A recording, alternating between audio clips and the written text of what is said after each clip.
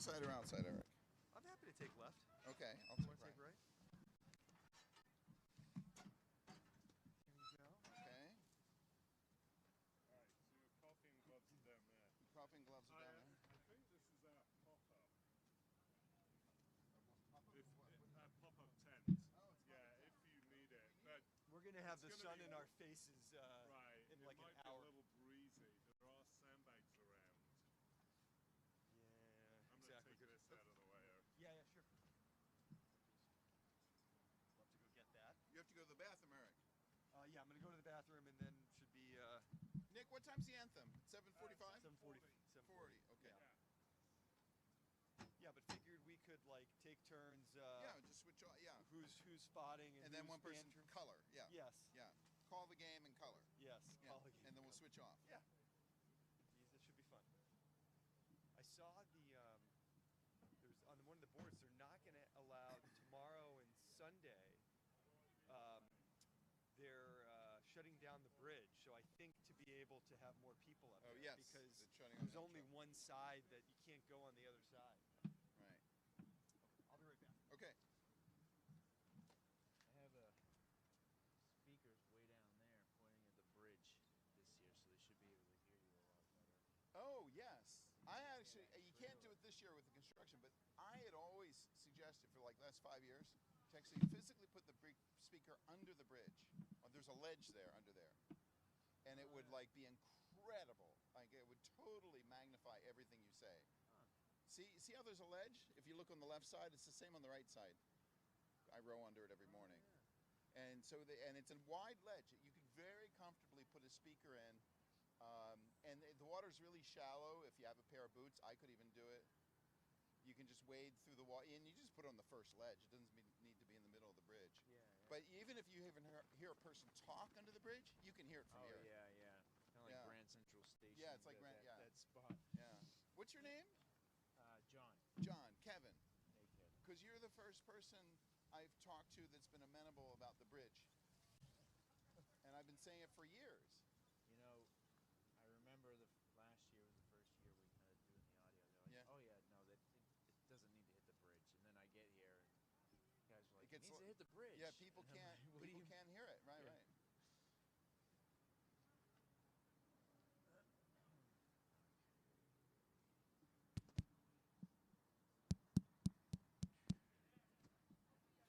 I turned up the gain a little tiny bit. I hope that didn't make you mad. Not right now, but before. No.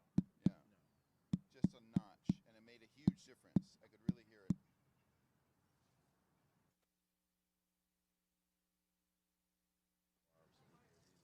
Okay. This is these. Oh, I love two the little delay. speakers Did you hear that- the delay?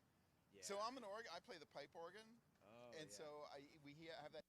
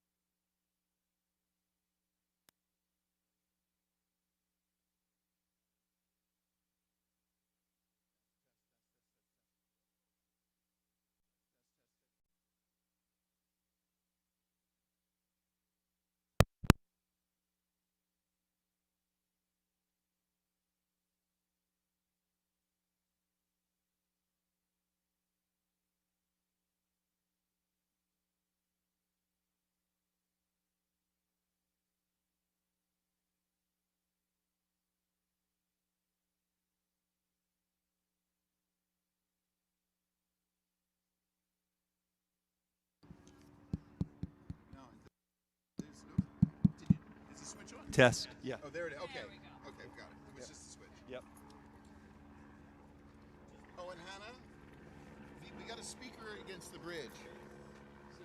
So you're gonna hear a bounce back. Echo. Okay. Don't that's let it good to know. don't let it bother you. That's quite the. That's quite the. It's up pretty high. Yeah, he's getting the bounce off the bridge. Yeah, yeah. Wow. Yeah, I'm originally an organist, so I'm used to that. When you have the Sure. pipes in the back. Oh yeah, there's a big lag there. Yeah, I've actually played on that big, huge temple in Central Park East. Do you know that one? Oh yeah. Yeah, that huge. I forget the name of. What's the name of that place? Yeah, They've I got know a what you're huge talking pipe about, organ though. in there. Yeah, it's beautiful. Yeah, it's pretty. Wow. It's gonna be a good day. Yeah. I'd love to hear some Caro Nome, but I guess. Yeah. Do you have a recital coming up?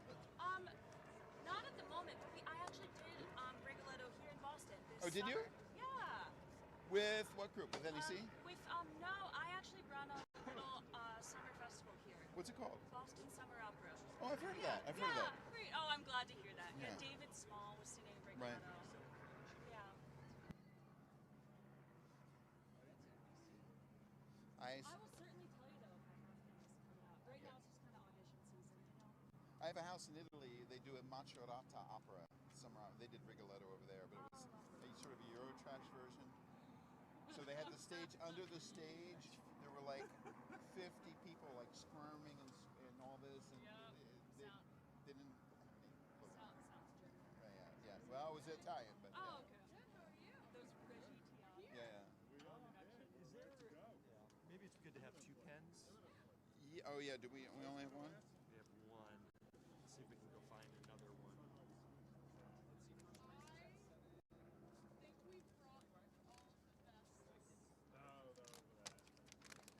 Hannah, what's your last name? Shanefield. Yep. S-H-A-N-E. Yep, like the first name, then the word field. Is that anglicized? Yeah. Oh yeah, Kevin, watch out. Yeah, I was thinking Schoenfeld. Yeah. Excuse. Where's the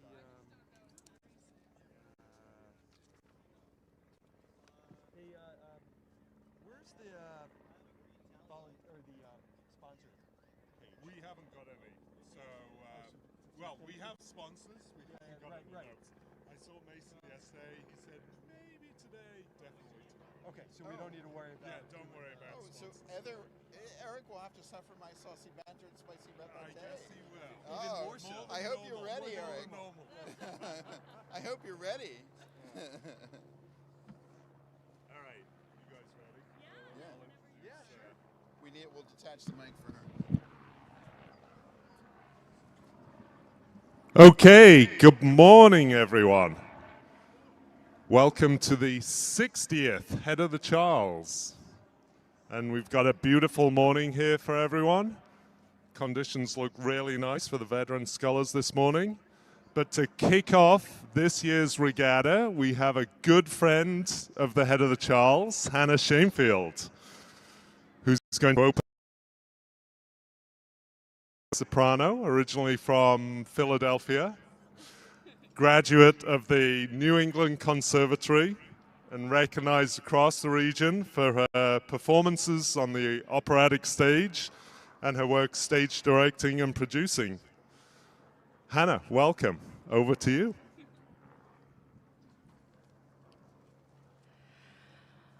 Oh, say, can you see by the dawn's early light what so proudly we hailed at the twilight's last gleaming, whose broad stripes and bright stars through the perilous fight o'er the ramparts we watched were so gallantly streaming. And the rockets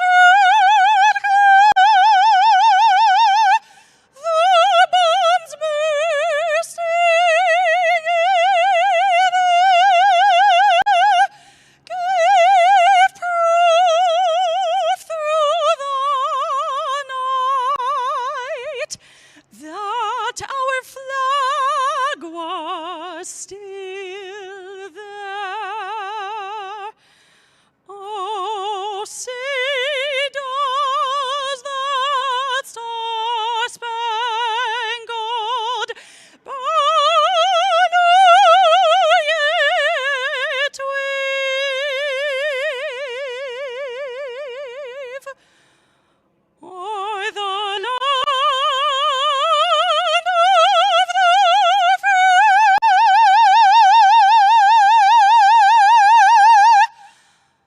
and the home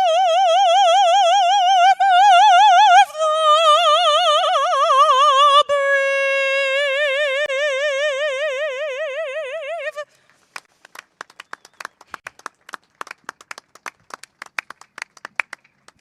brave.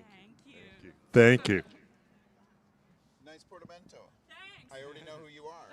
Rudy and a You're fan. you're Over to our crack team of announcers. Fonda. That's you. That's you. That's you. I can hear it. Yeah. Love that. Thank Yeah. you. Yeah. Thank you very much. One more time, so sorry. All right. I'll start paying you guys tolls. No, no, it's good. It's good.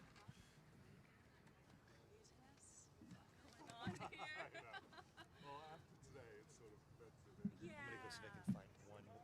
This is Is it a pink? Yeah, Yeah, because usually we use that for checking off stuff. yeah, that's Ask right. you. I love those jackets. I mean, it's. I get to show it off all the time. And my friends are like, "Why do you have that?" Well, let me tell you a little story. So actually, let me see if there's a map in here, or I can show you on your phone as to. Oh, sure. That might be an easy way to. It's over there basically. It's So if- across the bridge, right? It's across the And then bridge, to the yeah. right. Yeah. Is it Okay. big? Pretend it says. Here we go. Actually, no. Yeah, yeah, yeah. Yeah, we might want to move the table just a little bit to the.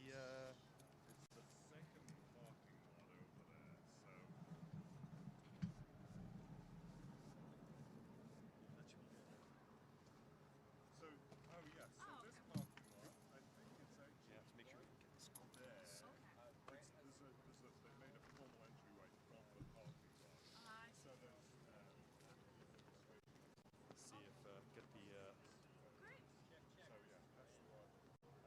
There's past the awards tent, there's the Fence. bar area there too. There won't be a wall today. Great. Yeah, that's the first one. Great. Thank you so much. Hannah, tell the guy at Arlington I said hi also. totally And I hope will. we meet again. Yes, so That nice was to meet beautiful, you. beautiful voice. Thank you very much. Take care. All right,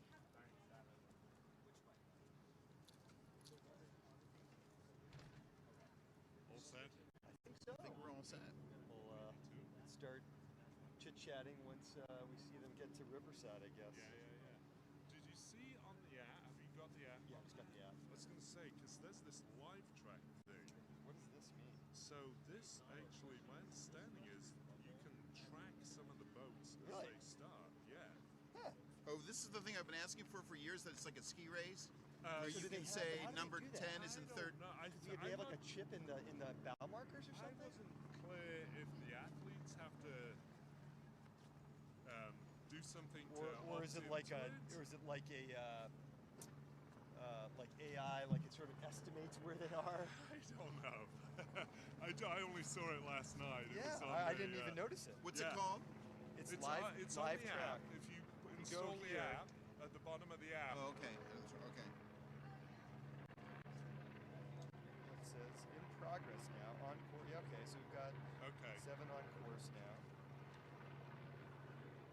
And if you want to, if it does get bright and you need the pop-up tent, we can throw that. Let me have a look and make sure that's what this Well, is. I'm gonna personally. I think I'm gonna enjoy the sun. All right. I'm at head of the Charles. Then where do I go? Oh, so the, oh no, you got to get the app. Oh, the head of the Charles app. Yeah, yeah. Okay. And is it called HOCR or something? Yeah, or just type in head of the Charles. Or it is the HOCR app. Yeah, that's what this is. It's a Yeah. pop-up tent. So if You think we should I don't know. I mean, your call. I'd rather not have it. It's- I'm first okay thing. with it 'cause I might got the get a- sunglasses yeah, and the hat, if it so- gets a bit breezy, Yeah, that might I be mean, a it's problem. not too bad, but Well, it's just going to get easier because if the sun gets higher, then it won't be right, a yeah, problem. Right. yeah. So it's That really I just going to be can't for the fix. first little. Yeah, exactly. Right, yes. No, but it's going to get better. Is the Yeah, point. it will. It Yeah. will. Yeah, the glare is tough at Yeah. the moment. All right. Thanks, Thank you, Nick. guys. Yeah. And the sandbags here to.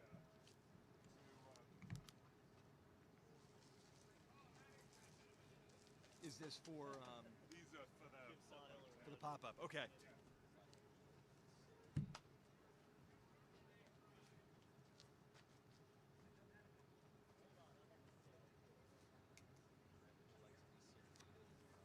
Everybody's rolling on this. Excuse me. A lot of more club members than I thought are rolling on this. Oh yeah. Especially in this event, Right. or these two events. Live track. Here we go. I got live track. Yep. This is great.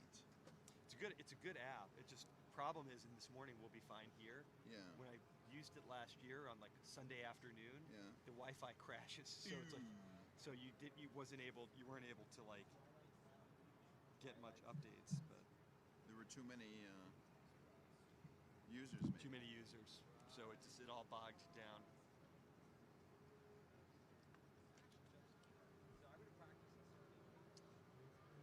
Regional bank futures are down this morning. Did you see that? I did see that. What do you think? Should we be Um, nervous? There's so many reasons to be nervous. I mean, literally. Like, I got my money with J.P. Morgan, and they're always like, yeah, if you have some needs or cash, now might be a good time to raise it. Like, 'cause we just don't know. Like, you look at all stocks are trading, generally speaking, at like all-time, towards the high end of their range. Maybe not Right. all-time, like the high end of their multiple ranges. You've got AI is driving everything. And if all of that crashes, for whatever reason, but you got the tariffs, you got inflation, you've got who knows? Bankruptcies are way up in Midwestern farmers. I don't know. Yeah. Maybe that's a small percentage of the economy. I don't know. But Well, it's- I was listening to NPR on the way over. oh, were and they talking about it too? Well, they were saying that farmers are getting hit because they're getting hit by the tariffs, and then Trump was going to bail them out with just basically direct funding. Yeah. But that all got put on hold because of the shutdown. The shutdown. So they don't get any subsidies, and they don't get any no government spending until this goes through. That's bad. I was just talking to my friend last night who is assistant U.S. attorney, and I'm like, oh, so are you guys getting paid? He's like, as of now, no. It's like their last paycheck. He's like, and the judges in all the courthouses, they had some different funding mechanisms, but they're done as of next week. He's like, it's They're gonna all stop being gonna paid. Wow. Yeah, he's like, it's all gonna get come down. And is your friend and U.S. attorney? He's like low enough to not be affected by the political stuff. He's just below. So Wow. he's the head of criminal, Right. the criminal chief here. Oh, see, he's involved in the Bolton case. It's not here. Oh, okay. So he's the U.S. attorney for Boston. Okay, got Yeah. it. Okay. But he's like Keeps his head down. keeps his head. Yeah. Okay. First boats are to Riverside. Okay, and this is called the. This is the senior veteran singles Leonard Zeus Wade Trophy. Yeah, we've got another minute or two. Hi, sweetie. I'm here with Eric Lev. I'm about to start announcing.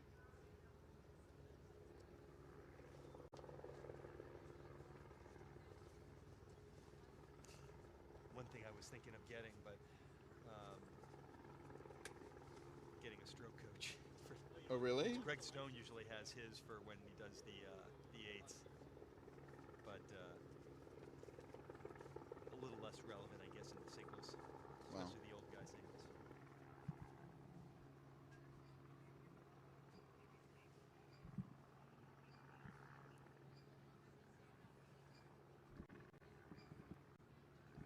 As we could probably start when they get to weld, and then we'll start to see. Should we? Well, we should probably say that. Good morning, everyone. This is Eric and Kevin announcing the regatta. Good The, morning. The men's senior veteran single has started. Yep, their first rowers are on course. Already some are passing Riverside, so about 5 minutes in or greater to the race. This is event number 1 in the 60th rendition of Head of the Charles. And the scullers right now, they're past Riverside. Where are they? They're somewhere on the powerhouse stretch, probably approaching Weeks at this point.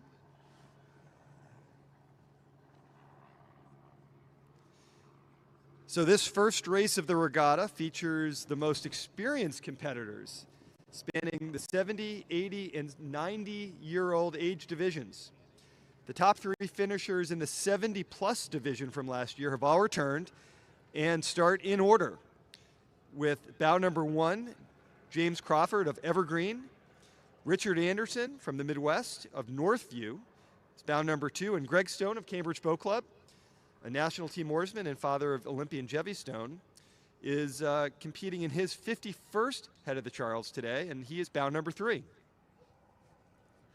Yeah, Greg Stone is almost one of the founders of this regatta. He's been doing it for a long time.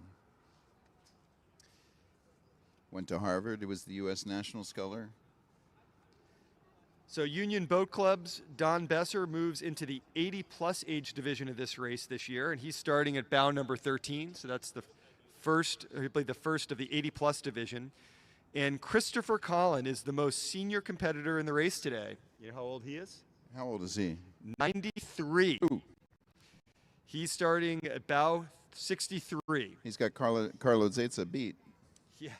This is sort of an all-star lineup. Al Flanders, my former coach at Vesper, Dan Schley, Bob Spausta, I rode a quad with in Philly, Jim Dietz, former U.S. national sculler, Jim Stock.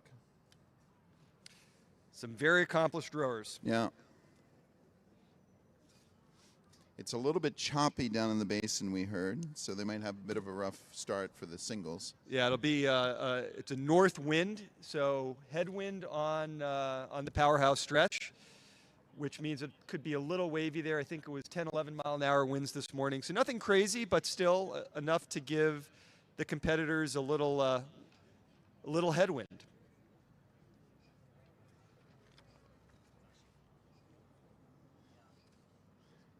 We have how many, Eric, this year? We have 30,000 athletes participating? 11,000. 11,000, sorry. But many, many more thousand will be lining the river, cheering on those 11,000 rowers. It also is worth noting that coming up, bow number 51 is actually one of the founding members of Head of the Charles, Darcy McMahon, who's 86. He was there and was the founder of the first Head of the Charles. Wow. Last raced here 10 years ago for the 50th rendition. But we'll give Darcy McMahon a good shout out as he goes by. That's pretty amazing that he's been here since the beginning. Now, as you can all see, they've been doing a big redo of the Elliott Bridge here. And they suspended operations for the regatta. Usually the big turn where you see the scullers go downstream is partially blocked for the construction equipment, and the workers nicely moved all that away. And the Elliott Bridge will be closed to traffic Saturday and Sunday, completely closed so that they can be filled with spectators.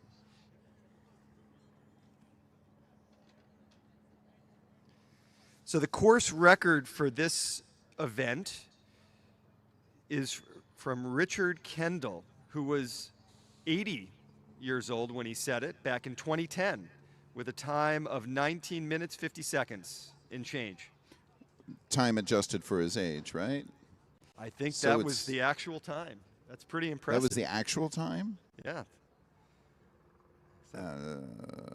I'm skeptical, but I guess we can look look up.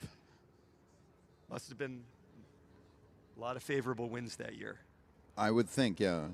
Yeah, last year's winning time was 21 minutes, 23 seconds. Right. Right. For this age group, it should be around 20 to 21. Okay, and our first racer has made it to the Weld Boathouse.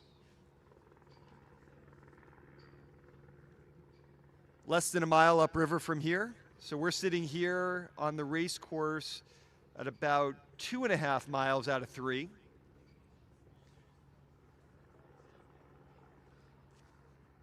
And the Weld Boathouse is a little over halfway through the course.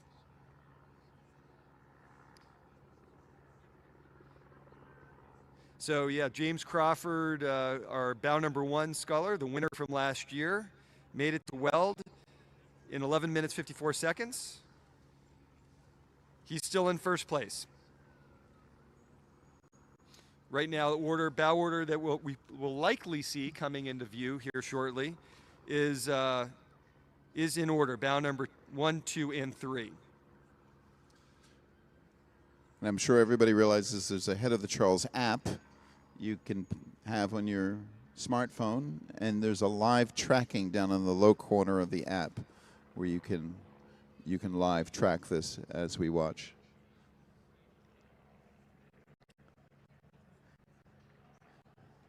You have an unusual situation here where the scullers are being allowed to cross the course to go downstream. Later on in the regatta, you'll see that that won't be happening.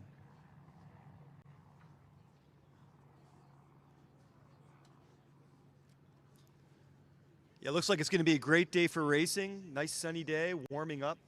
I think we'll see rowers in short sleeves by the end of the session. Probably, yeah. Once it gets over 50 degrees, I start wearing shorts.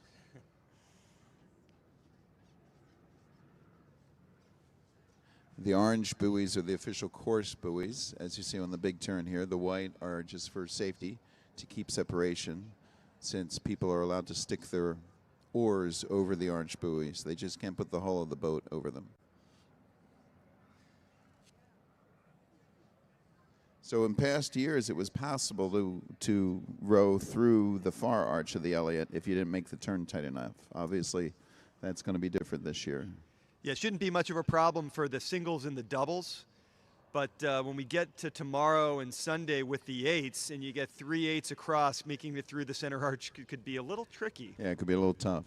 You'll see the 8s, the coxswains will sometimes put their arms in the water to help steer the 8s. Yeah. So yeah, today's events are only sculling, so 2 oars per person, singles and doubles. Tomorrow we get into the sweep events, the 4s and the 8s. So through Weld, a little more than halfway through, we actually have one of our rowers from a slightly further back is making a good move. Stan Vieger from San Diego Rowing Club, bow number 6, is moved into second place with the interim time. Where do you see that? If you go to... Eric, this is something I've been looking for years. I've been asking for years the Head of Charles to have timing the way you have in skiing, where you can see that number 3 at this point is in first place, and they have finally done it. Yep. This is very exciting. So now we can see active timing, yes. Active. Was that I didn't know that was the term. Active or timing. live timing. Yes. And bow number 7 is moving up also. Looks like in 5th place. Oh, this Jim is Stock. great. Look, yeah, this is on the app. I'm looking this right now.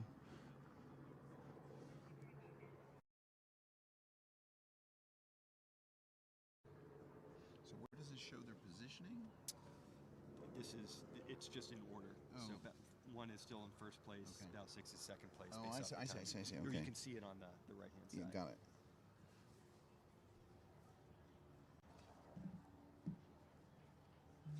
And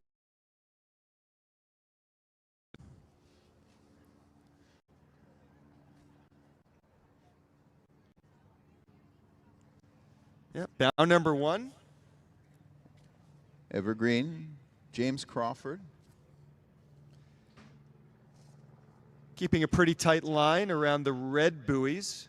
On the turn, there's green buoys on the Boston side, red buoys on the Cambridge side to provide a little bit of separation between the racing crews and the crews on their way down to the start line. James Crawford is trying to get around that turn. What would you say that, Eric, that's about a 30, he's running about 30, I'd say, 29 or 30? You'll see a lot of these scullers rowing 31, 32 strokes per minute. Yeah, he's looking like he's moving around that. pretty good stroke rating. Pulling on that starboard oar, getting around the turn. Yeah. Got a pretty nice He's getting distance around. between him and bow number 2. Some of these scullers use mirrors, some don't. So James is looking over his shoulder. Yeah, looking pretty good. So good cheer for James, starting us off in this regatta. Yeah, the first one. He's well ahead of the other boats. Yeah, as we mentioned before, he's the winner of last year's regatta. And in 24 and 25, won the virtual Head of the Charles regatta. He's the current holder of 8 age group related world records for Concept 2. And then here comes number 2, followed by number 3. So number 2 is Richard Anderson from Northview in Belmont, Michigan. So he surely has lost. They've both lost ground on number 1, but 3 is probably gained a little bit of ground on number 2. Yeah, that's Greg Stone, Cambridge It's Boat Greg Club, Stone. longtime member. So it looks like Keeping tight on bow number 2. Having a great line coming around the turn. when you say, Eric, it's about the distance they start off on, wouldn't you say? The distance we're looking at right now between 2 Yeah, and I think 3? he might have picked up just a little bit on bow 2. But yeah, this is Greg's 51st Head of the Charles and 56th year on the Charles rowing. And here comes 4, followed by 6. 6 is passing 4. Look at this. So 4 has to give way. Bow 6 is Stan Vigar, his 8th Head of the Charles, and bow 4 is Peter Becker from Oh. New Haven. So it looks like Connecticut. they're managing it since they know that they'll have the 6 will have the inside of the next turn. It looks like they're managing. Yeah, bow number 4 looks like they're on the slightly on the middle, but bow 6 getting ready to, looks like come and take the turn to starboard here once you get through the bridge. I'm sure the scullers are communicating with each other in gentlemanly fashion, wouldn't you say, Eric? I think so. Next up, we got bow number 7. That's Jim Stock, another Cambridge Boat Club member. His first Head of the Charles within the 80s. And he's past number 5, so he's doing quite well. Yep. Bow number 5 is Tim Willison from Cascadia in Ithaca, New York. Rowing on Lake Cayuga. Oh, Lake Cayuga, yeah. Far above Cayuga's waters.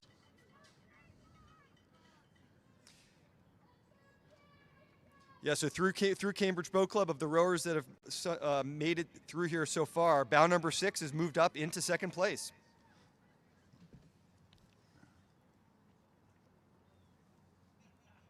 Got 2 rowers side by side coming around the turn now. Number bow 9, yeah. is on the inside. I of can't see the turn. number on the outside. Bob Spousta is from Bob Occoquan, Spousta, yes, Spousta in Virginia. who I rode with years ago. Yep, started rowing at UMass out west of here in 1969. And he's been coaching for George Mason since '87. And the other boat we can't see because his number is flapped up in the wind. It's bow number 8, Oh, there he is. Okay. Jim Dietz. Oh, that's famous Jim Dietz. Okay. Well, I'm going to.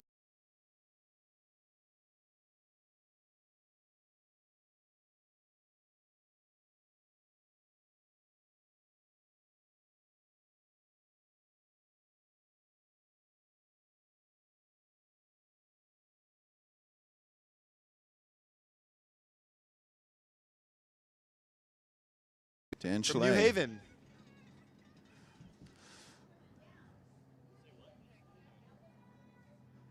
He rowed in his first Head of the Charles in 1980. So we got a lot Wow. of these rowers have been racing for a long time on this river. Dan Rose, I imagine we're Yale Rose. Yep. And this is? Bow 11. Al Flanders. This is Al Flanders, another UMass grad, along with Bob Spousta. I don't know if they're about the same age. Are they the same age? Al's a few years younger. Yeah. He's been rowing in the regatta since 1971. Al, Looking good. Al has his own private boat club in Cape Cod. He's got about 30 boats down there. He runs a summer regatta that Jim Dietz always comes to. And Al was my coach at Vesbrook Boat Club in Philadelphia years ago. Looking very strong. Al Yep. Flanders. Good course through the bridge. Coming around this hard turn to port. You come through the bridge and you're going to need to then make a pretty hard turn, pretty quick turn to starboard getting by the Belmont Hill Windsor Boathouse, and then that's the last 700 meters to go from there.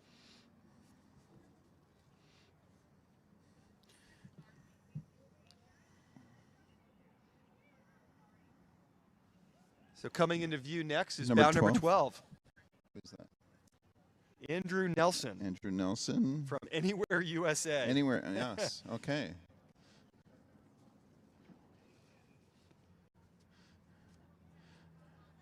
People say it's thick of it, and it's a little harder when you're sort of out on your own like that. But he seems to be doing very well. Yep, nice smooth rowing.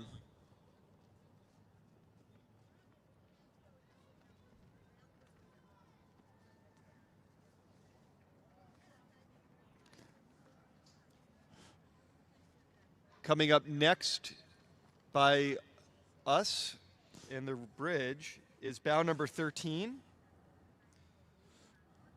Donald Besser, 80 years old. Looking very strong. From Union Boat Club down the river. He came to rowing a little later in life, started rowing in '95 when his son was rowing down at Brown. Which I believe is a liberal arts college in Providence, Rhode Island. Yep.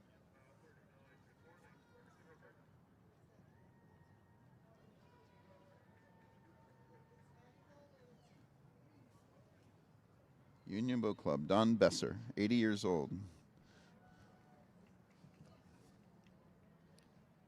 So we have our initial unofficial results. Oh, we have number 14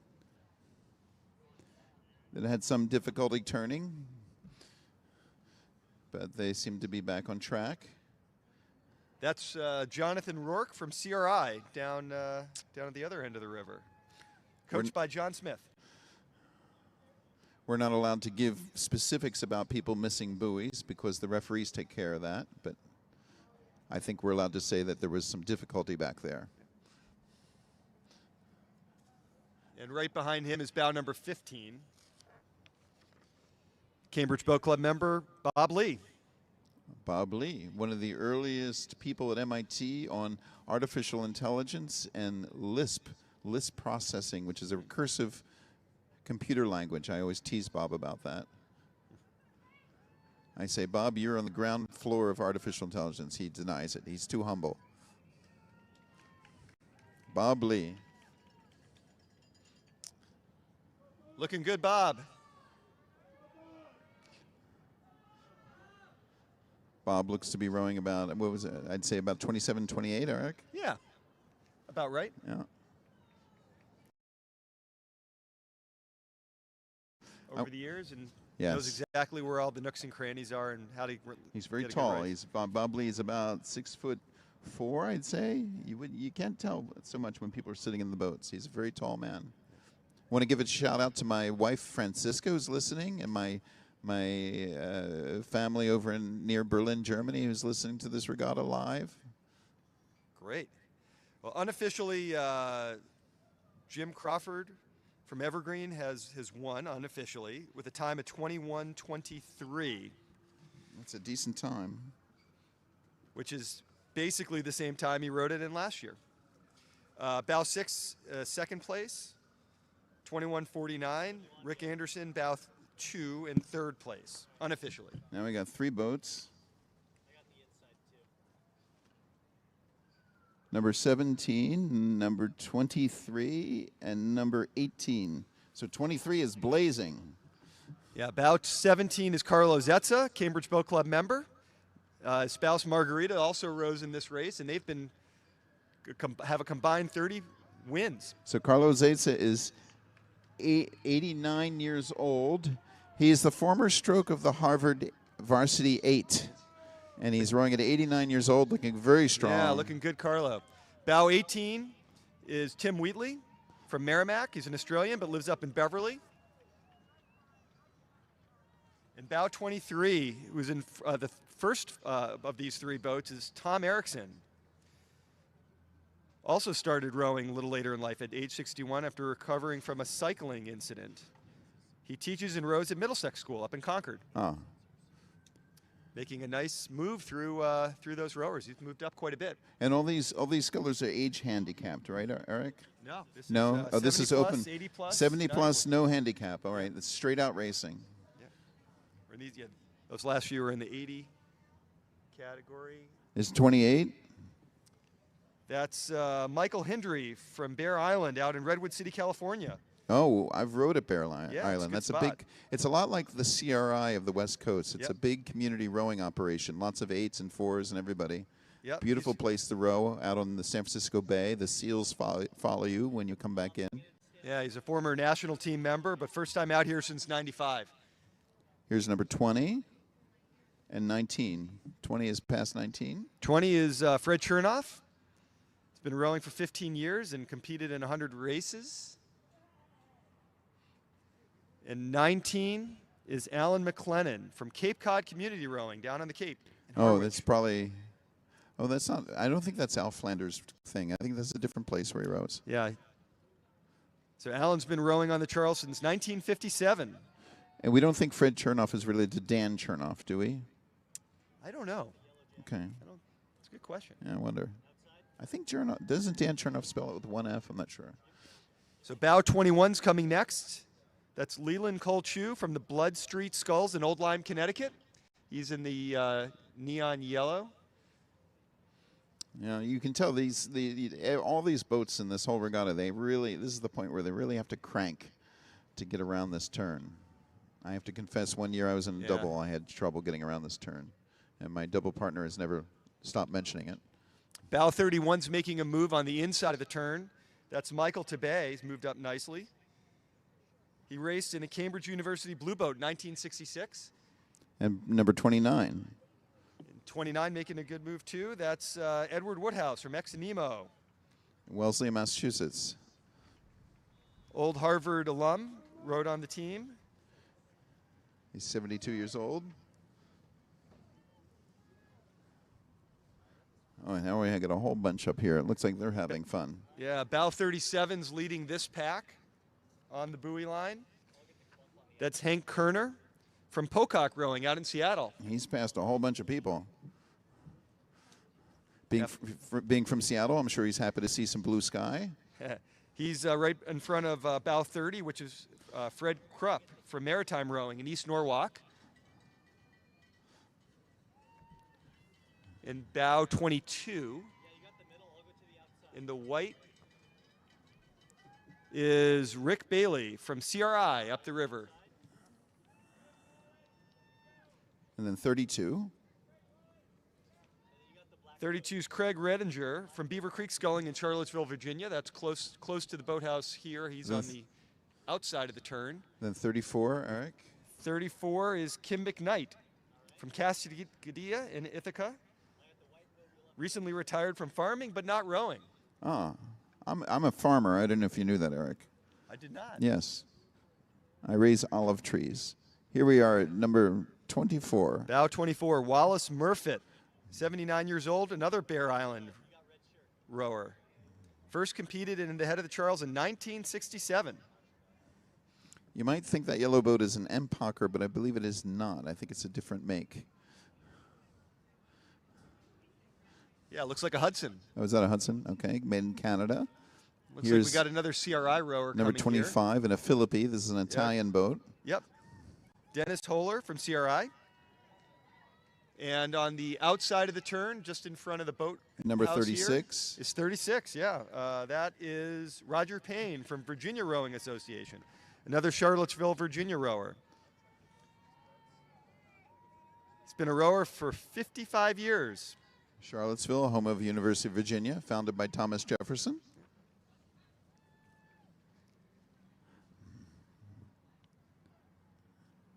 So next coming into view is Bow 41. Followed by, Antoine Rupert from OKC, Oklahoma City. and then followed by 38. 38 is Mark Fagan, Harvard Sculling, Boston, Mass. Boston, Mass. So I guess he rows out of Harvard Boathouse. Yep. Rowing on the Charles since 1976 and out on the river 6 days a week. Wow. And you see these two boats, the white boats are the Philippi with the blue trim, the Italian boats, and the yellow boats are the Empakers, the German boats. You'll see a lot of those two types of boats on this river today. Got another local rower, looks like from Riverside. Yep, Richard Emmel, bow 35 coming into view. Rowing the classic blue and white striped Riverside colors. Riverside Boat Club that used to be on the Neponset River in Boston and then was towed into the harbor and up the Charles River to its current location. Here we got close to us on the river. 33. It's 33. Mark Wallhauser, unaffiliated. He's being shouted out by the people on the dock to correct his course. Bow 43 is coming next. That's William McRae from Austin, Texas. Wow. Looking good, like a good course. Austin, Texas, where I think Jeffy Stone was training for a while in Austin. It's a big rowing center down there. There's 27. In the white boat, yeah, that's 27. Jim Clary from Riverfront Recapture in Hartford, Connecticut. And then 46. 46. And then 42. Armando Chavez is bow 46 from Hollywood, Florida, Hollywood Rowing Club. And number 42. That is Paul Gross from Upper Valley up in Hanover, New Hampshire. And then we have number 40 and the yellow shirt. Chuck Selden from Baltimore, Maryland. Rowed lightweights at the University of Washington, then founded the Baltimore Rowing Club back in the 80s. Do they row in the salt water, Eric? I guess they do. Oh, I hope the bridge hasn't interfered with their rowing activities. Yeah. 45. That is William Bird from Willamette Rowing Club in Portland, Oregon. Rowed for the University of Washington back in the late 60s and 70s and was on the Pan American team, 71-75. Wow. Rowing Cambridge Boat Club blades. Usually you can identify people by their blade colors, but he's clearly borrowed the CBC equipment.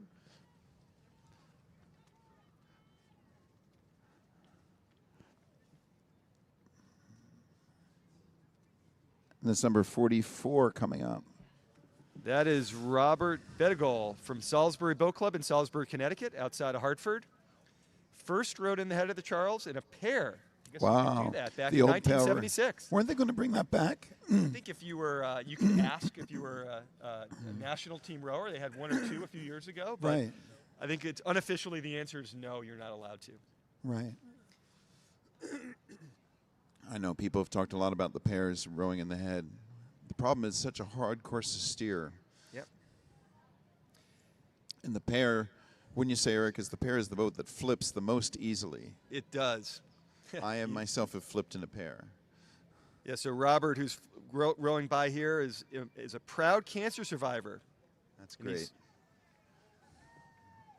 a cancer survivor crew he's coaching, I should say. Here's competing number this year. 48. That is Ted Van Duzen.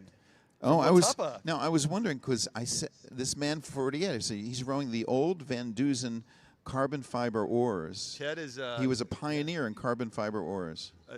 it's made many fast boats here that have been raced by members, Yes. all rowers all over the world. Ted, being a musician myself, I know that Ted also plays the French horn. I don't know if you knew that about him. I did not.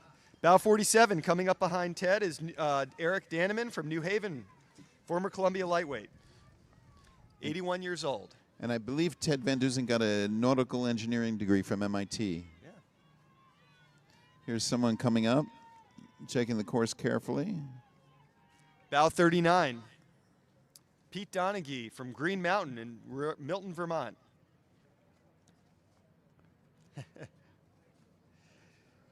Pete jokingly says his only claim to fame is he's competed in 10 Head of the Charles regattas. Never completed a course without hitting at least one bridge. But he hopes Okay. not to do that this year. So good luck. Hopefully you're so far haven't hit anything. I'm sure the bridges accept that as a sign of affection. Yeah. Well, he's looking like he's got a good course through the Elliott Bridge here right now. Yeah, better than many, actually. It's a very good course.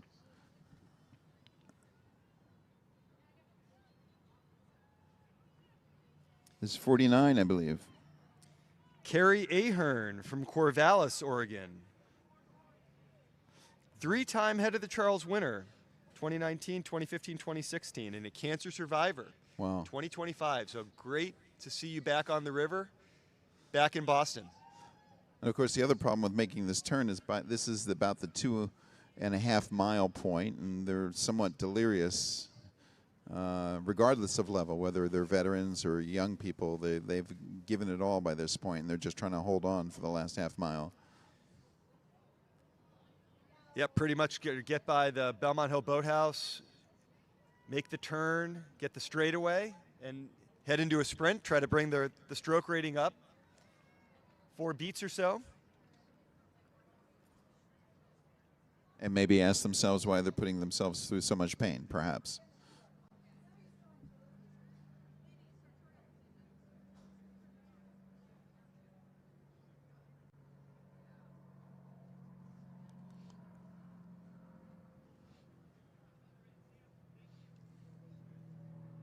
So with a break in the action, taking a look at the unofficial results for this race in progress, looks like Rick Anderson has the top time for the 80-plus category. But actually, he's listed as senior veteran 2. Okay, so they're not handicapped, but they're still broken up into 70s and 80s. Yeah. And I assume there's no 90s category. I think there is, actually. Like there's one rower who's 90. Wow. We haven't seen them yet. So bow 1, bow 6, bow 2, bow 3, bow 7 are the top people. Yep.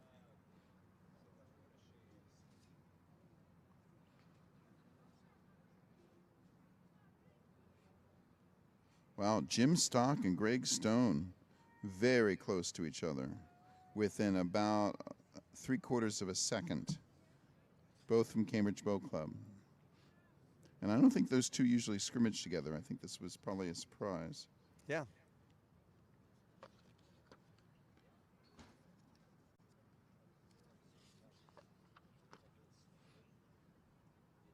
Al Flanders came in 11th.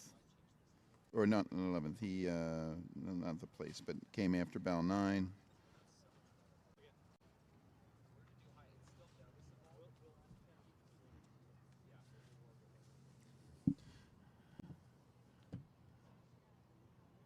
Yeah, we'll say it's warming up nicely here with the sun coming up. The wind isn't too bad, so really good rowing conditions. We've got the next rower coming into view around the turn. 54. That's bow 54. Michael Shields from Amoskeag. He's in the 80-plus category.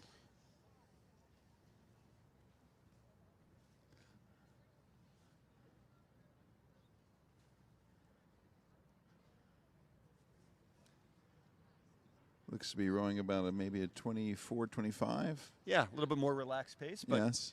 looking good, especially for an octogenarian. Yes.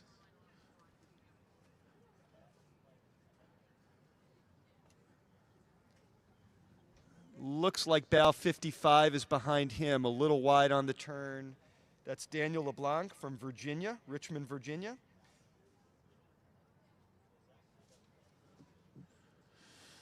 Yep. Virginia has their maroon oars. There's somebody struggling with the turn down there. He's stopped. There's somebody. That's bow 52. 52 is stopped. Robert Hoguet from Nereid. He was passed by 56. Oh, Nereid in New Jersey. I've rowed there. Bow 56 in the neon yellow.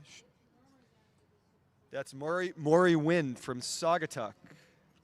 The famous Saugatuck Rowing Club, owned by Mr. Winklevoss. So this is his first time in the single, though he's rowed many times in the Head of the Charles in 8s, quads, and doubles. So far, looking pretty good on the course.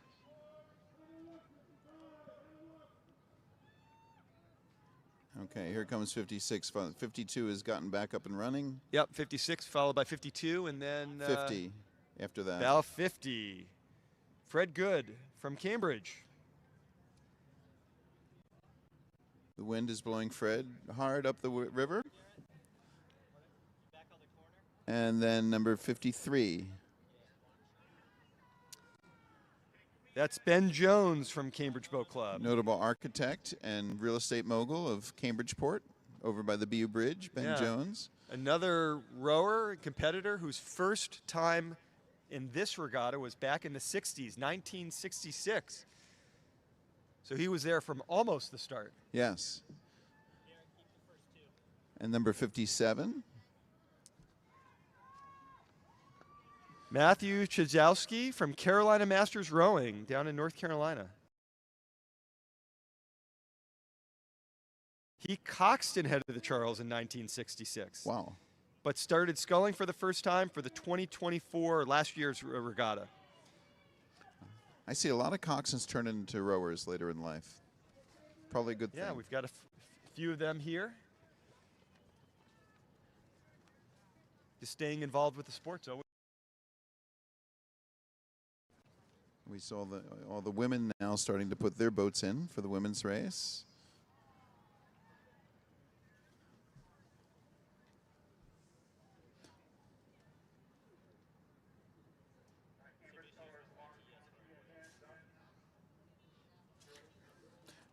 Eric, I think we're allowed to say that that white building we're looking at down on the river this time next year, I think we will no longer see.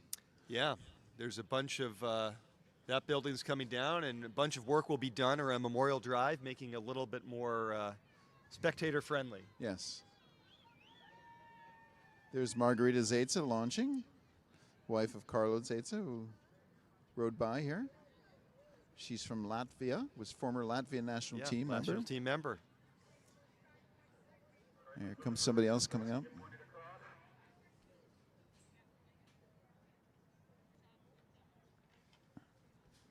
Got bow 58 coming into view.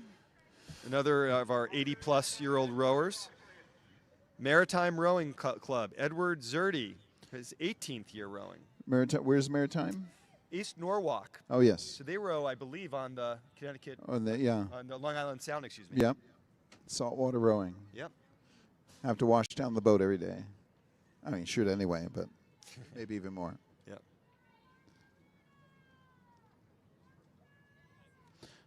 I'm surprised how many scullers don't use mirrors, but I use a mirror, and perhaps I'm mirror biased. No, I use a mirror as well, as much for safety, but on this type of a race, it's good to have it to set up the turns and make sure you're going straight. Absolutely. In the right direction. Yeah, I mean, to me, there's no comparison. If you have a mirror, you can turn very precisely. There's Natasha. Eric knows that, of course, that I'm one of the best steerers on the river. Of course. I know you were going to mention that, Eric. Interesting here, Kevin. I just noticed there's doesn't appear to be any international scullers in this event. No, I noticed that too. I wonder why. They're all Usually saving you it for the silver skiff in Turin. Yeah, usually you get a few over from Europe or maybe Australia. Right. But I guess not this year. Here we go. Here's some more people coming up. Oh, this is the next race, Eric. Here we are with the next race coming up.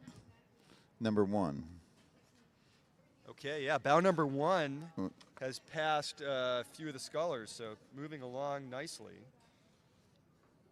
This is event number 2. Bow number 1 is Paula Meyer from GMS Rowing in New Milford, Connecticut. Finished second in the event in 2024. This is senior veteran singles.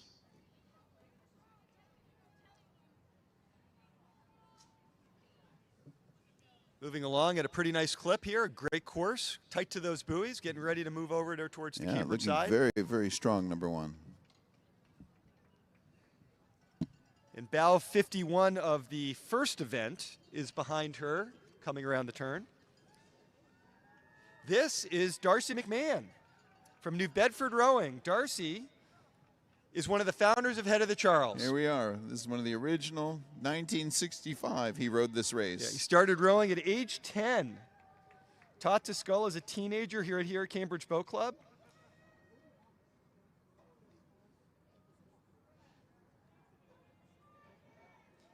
So let's give a big shout out to Darcy as he comes by here. 86 years old, first time in 10 years he's been back. Extraordinary, extraordinary. About half a mile, as you know, to the finish from here. And then we got a mix of both races, don't we? Yeah, bow 2, and there's the blue boat on the buoy line from the event number 2. That's Catherine Widgery from Riverside, up the river. Who's passed number 59 from the previous race. And 59 is Ken Icegall from Maritime Rowing, another East Norwalk, Connecticut rower. And then we got number The yellow 3, who's coming up very hard. Yeah, She's bow gonna get a number good 3 clip. is moving along quickly in this Yeah. white Filippi. That's Mary Fran Grossman from Duxbury Bay. Ah. Another ocean rower. Yes. Coastal rowing is a huge growing part of the sport. I do it myself over in Italy. Yeah. So looking strong here. Number 4. Bow in 4. the women's event. Laura Sturton-Oust from PCRA in New Rochelle. She began rowing 20 years ago. She's rowed in the Head of the Charles every year since 2006. Wow. It's a pretty good Yeah. That's pretty a long- good streak going on. She's been on this course as quite a bit and knows the turns well. Good course here coming through the bridge. All these people put the boats on the tops of their cars and drive up. So event 2, course record is held by the bow number 2 that just came by here momentarily, a short while ago, Catherine Widgery. She set the record back in 2023, 2 years ago, with the time of 23:34. The 2024 winner was Cinda Grubard from Endeavor. Here's number 9 and number 6. So number 9 has made a lot of progress. That's Or Catherine. number 5. Number 5, sorry. Number 5 Number and then 5 6. is Christina Lund from Minneapolis Rowing. And number 7. 6. 6, His- Lila Carey. Lila has gained. So these unaffiliated. two have had a tight race all the way coming up the river. And 6 has gained a little bit on 5, probably. Yeah, Lee Carey is one of the founding members and captain of the Williams College Women's Rowing Program. Wow. So they've had a fight all the way up when you see Yeah. two boats like that. Good racing today. Bow Number 7, yeah. yeah. Sally Sentner from 612 Endurance up in Minneapolis. Some really good rowers up there. Good club, 612. When the water's not frozen. When the water's not frozen, but good competitive club. They got a lot of great scullers out there in the Midwest. Here's number 8 and number 61. So Liz Turner's bow number 8 from Saugatuck. She's competed every year here in the Head of the Charles since 2000. 10th year in the single. In what? 61 from the previous race. 61 is Mark Abelson in the 80-plus category from Rio Salado on Tempe. All right, Rowing on Tempe Town Lake. He's doing his best to stay out of the way of the ladies. Yeah, Here's looking good number coming through here. 9. Number 12. 9 is Catherine Kemper from San Diego Rowing Club. And 12 is Ann Werner from up the river at CRI, another local And then rower. number 11. Bow 11 is Patricia Pinkerton from San Diego. Patty Pinkerton. He used to work for Ted Van Dusen making the boats from San Diego. And Yep. then number 19. Dorothy Atwood from Station L, Portland, Oregon. So a lot of ladies from the West Coast. Yes. Good showing. Very strong showing, yeah. Bow 12 coming next. That's just past us. Bow 11. Just in front of us on the far side, bow 19. 19 is looking very strong. Look Yep. at that. 19 is really moving, folks. Yep. Who is that? Take a night tight line. That's Dorothy Atwood from Station L. Station L, yeah. And number 16. Yeah. Some good racing coming through the bridge. Yeah, and it's challenging They're- because they they're- have to take the inside of the turn, so they have to Right. do a crisscross on the Try next to make turn. sure that they don't hit each other and keep Right. everybody moving along quickly. Bow 16 right in front of us now. That's Arena Baker from Conabear in Seattle, Washington, longtime master rower. And then 10 and then 6-0 from the previous race. So 6-0 on the outside. That's Richard Denufil from Cambridge, 86 years old. And bow 10 on the inside of the turn. That's Barbara Hogan, an 80-year-old racer from Fairmount in Philadelphia. Oh, I know Fairmount Boat Club well. She's won a number of times in the double on the Head of the Charles course. Fairmount Boat Club has a permanently installed beer tap at their bar in the boat club. It's always good to have those. Yes, like the British clubs and the German clubs. So coming into Here's view number here, 17. bow 17, Patrice Glover from Swan Creek Rowing Club in Lambertville, New Jersey. So Oh, Lambert. middle of the state. Right across the river from Bucks County there Yep. in Lambertville. Yeah, must row on the Delaware. Yeah, maybe she rows in Delaware. Yeah, it's not far from Princeton. Yep.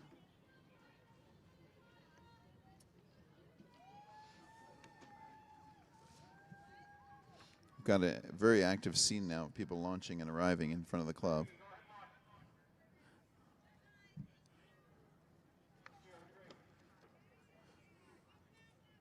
And up here in the blue boat, we have number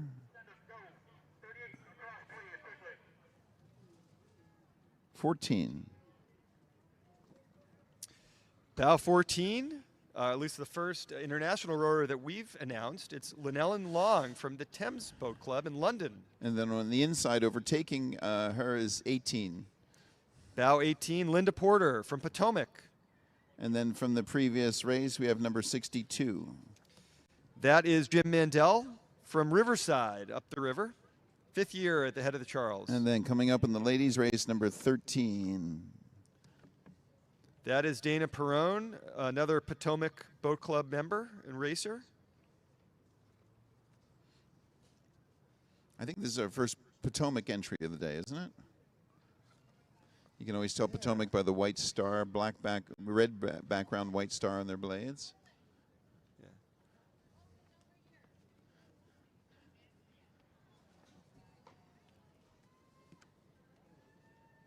Thought I heard. And she's coming up pretty quickly on bow 62. Looking pretty good. Nice, smooth racing. Number 15, Cambridge Boat Club. Yep. That's Sarah Johnson, the light blue boat. Cambridge Boat Club color. She rode on Wellesley College's varsity crew, class of 73. Started sculling while a grad student at Harvard. Sarah's competed in 33 head of the Charles regattas, including a second place finish in the club singles back in the 80s. Here's Jim Stock and Greg Stone on the dock here. I'm not sure if they know that they were within 3/4 of a second of each other. Maybe they already know this. That was an incredibly tight race between the two of them.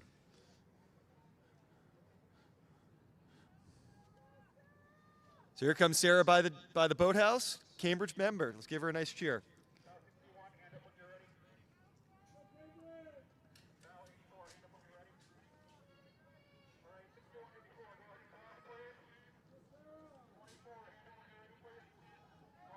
The next boat doesn't have the number on their shirt. Looks like it might be Marcia, but I'm not sure. Yeah, it's Cambridge Boat Club member. You can tell by the oars, powder Yeah. blue with a white stripe.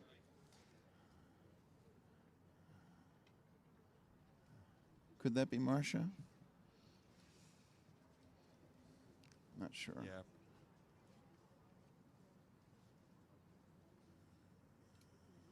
It is. That's bow 22, another Cambridge Boat Club member, Marcia Hooper. Marcia Hooper, graduate of Brown University.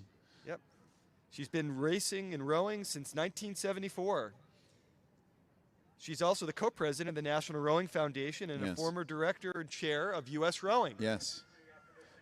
Brown So- Women Varsity has an 8 that's named after her. You'll Yeah. see that boat later on Sunday, I think. Okay, looking good, Marcia.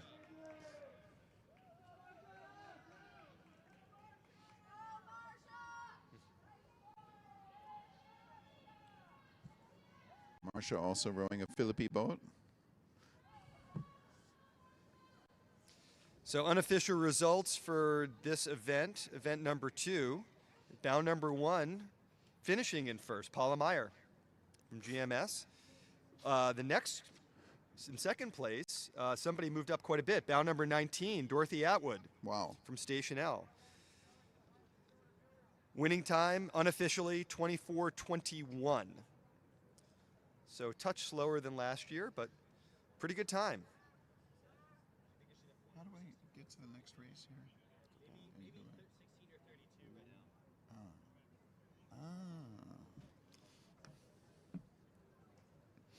Eric is helping me use the app here. This Head of the Charles live app is really great. It's a good way to follow along with the racing. A lot of real-time information. Indeed.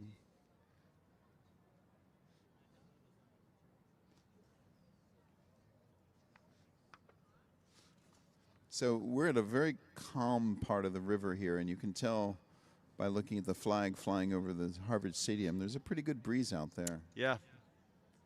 This is always the calmest part of the Charles River, right in front of this boat club. It's very deceptive. Yeah, flags aren't blowing too much here, but over at the top of the stadium, you can definitely see the flag pretty straight.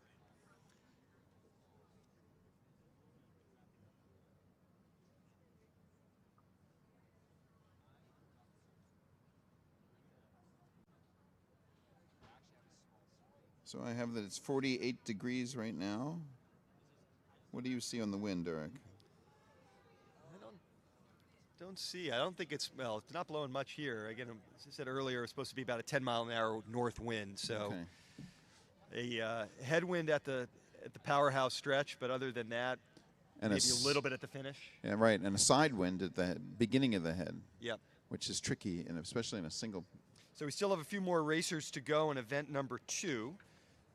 Event number 3 is underway. That's the men's Grandmaster veteran singles, the 50-plus and 60-plus racers for the men. Hotly contested race. Hotly contested, yes. Course record here is by bow number 4, currently who is in first place, is Greg Benning. 18:15 was the winning time back in 2014 as a Grandmaster, and as a veteran, Greg also set the race course record back in 23 at a time of 18:46. That's incredible. Unbelievably fast times. It's hard to even imagine.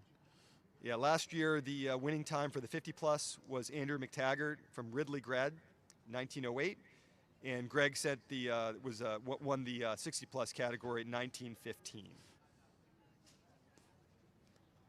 Fastest I ever rode this in my entire life was 18:45, and that wasn't in a race. It was just in a time trial. I was never able to come close to that again. Okay, so coming into view here, bow 26. Janet Margutsky from Cooper River Rowing, Pennsauken. Cooper River's location of a lot of great championship races. Yes, right across from Philadelphia. Followed by 24, and that looks like Jane Morse from here, from Cambridge Boat Club. In the neon yellow. Yeah. Jane has been rowing in the Head of the Charles since 2000. Former president of the boat club here. Yes. And board president of community rowing also during the construction of their boathouse. Oh, I did not know that.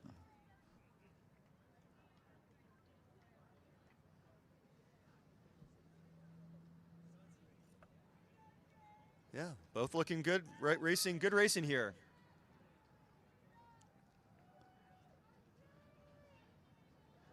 Jan, I think, is the first rower in the 80-plus category in this event that we've seen so far.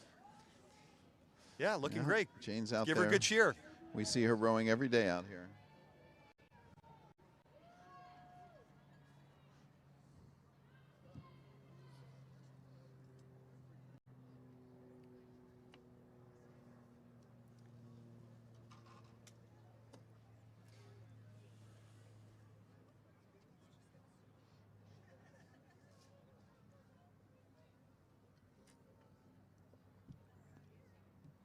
So we've seen several people go over the buoys, which is how much is that a 10-second violation, Eric? I believe so. Okay. We are not allowed to comment on it, why it's actively happening, but we can sort of state what happens generally. So looks like we have 3 more rowers in event number 2, the women's senior veteran, grand veteran singles race. So we should be seeing them soon. Also, our first racers in the event number 3, Masters, the Grandmasters veteran singles for the men is already passed. They're already past Weld, so they should be coming into view shortly. There might be a little bit more overlap on this race too.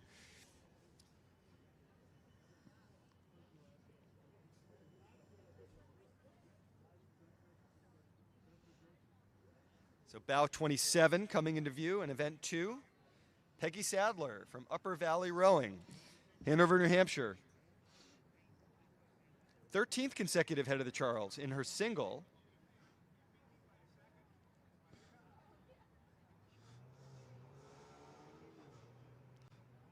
Seems to be rowing at about a 25 strokes per minute, maybe 24. Yeah, she's another 80-plus racer. That's great. Looking really sharp. There is another good group of scullers up there on the Connecticut River Yes. in Hanover. Yeah, it was Valley's got where a very Henry competitive Hamilton's team. now rowing up there. Yep. He and Judy moved up to a place right on the Connecticut, and they're rowing with them. We're going to see Henry later on, I think. Yep.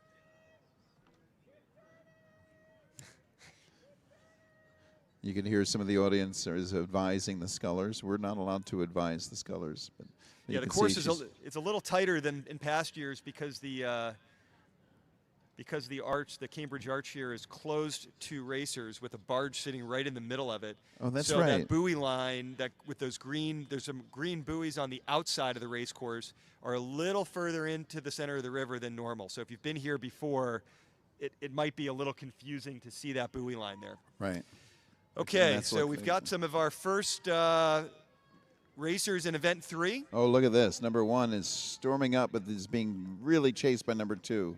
This is an absolute war between number 1 and 2. Andrew McTaggart from Ridley Graduate. St. And then number Catharines. 4 is clearly gained on all of them. That's Greg Benning, course record holder here in this event from Cambridge Boat Club. And now look at Greg. Look at Greg putting the buoys Great under his rigger. course Look at by that.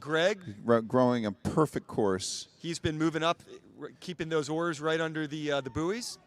And on the outside here, bow 2, David Deschennes, Yeah. unaffiliated. So some good racing here. Excellent Greg moving racing. up, but Greg is really moving. all 3 racers well into the 30-plus stroke rating coming through the Elliott Bridge. Look at that. Oh, so now they're racing for the next corner. Look at that. You can see that. They are really, Yep. He's trying to hold off Greg because Greg obviously wants to get ahead of the next boat so he can get the tight turn on the next turn. And that they are pouring it on right now Yeah, this to is- see who can win to that turn. Look at that. I going think to they were the already bridge. into their sprint. They were Yeah, really pushing. They were already sprinting, right? Exactly. That was something. It's nice to see Greg take a break from his team rowing and try out the single. Number 6, bow 6 coming up here right now on the buoy line. It's Jeffrey Hoffman And then 11. from Maritime. 6 and then 11 on the outside. If that, yeah. I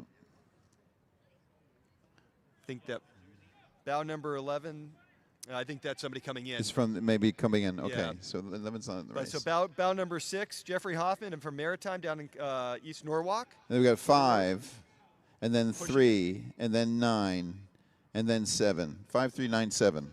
Yeah, bow number 5, that's Carlos Riatjui from Lake Merritt out in Oakland. And then In the 7, white 9. flippy. 7 is Patrick Johnson from Minneapolis Rowing Club. 9 Been is here. past 7. That is Robert Park from Ottawa. And then we got number 3 here. And bow 3 is Russ Cohn from DeWolf, BU. Now Also Russ, a member here up at Cambridge. Russ is usually at the top of this race, but he's coming back from a shoulder surgery. Still looking pretty good. He's still So- looking pretty good. Yeah, some good tight racing here. 9, 3, and 7, all right close together, And getting then ready to number make 8. that turn. Bow 8, Greg Meyer, old coach here at Cambridge Boat Oh, Club. Now former- coach down in Marietta. Now and Greg's yeah, looking there's good. Greg is storming up the course. Yep, putting on a move. Good racing, Greg.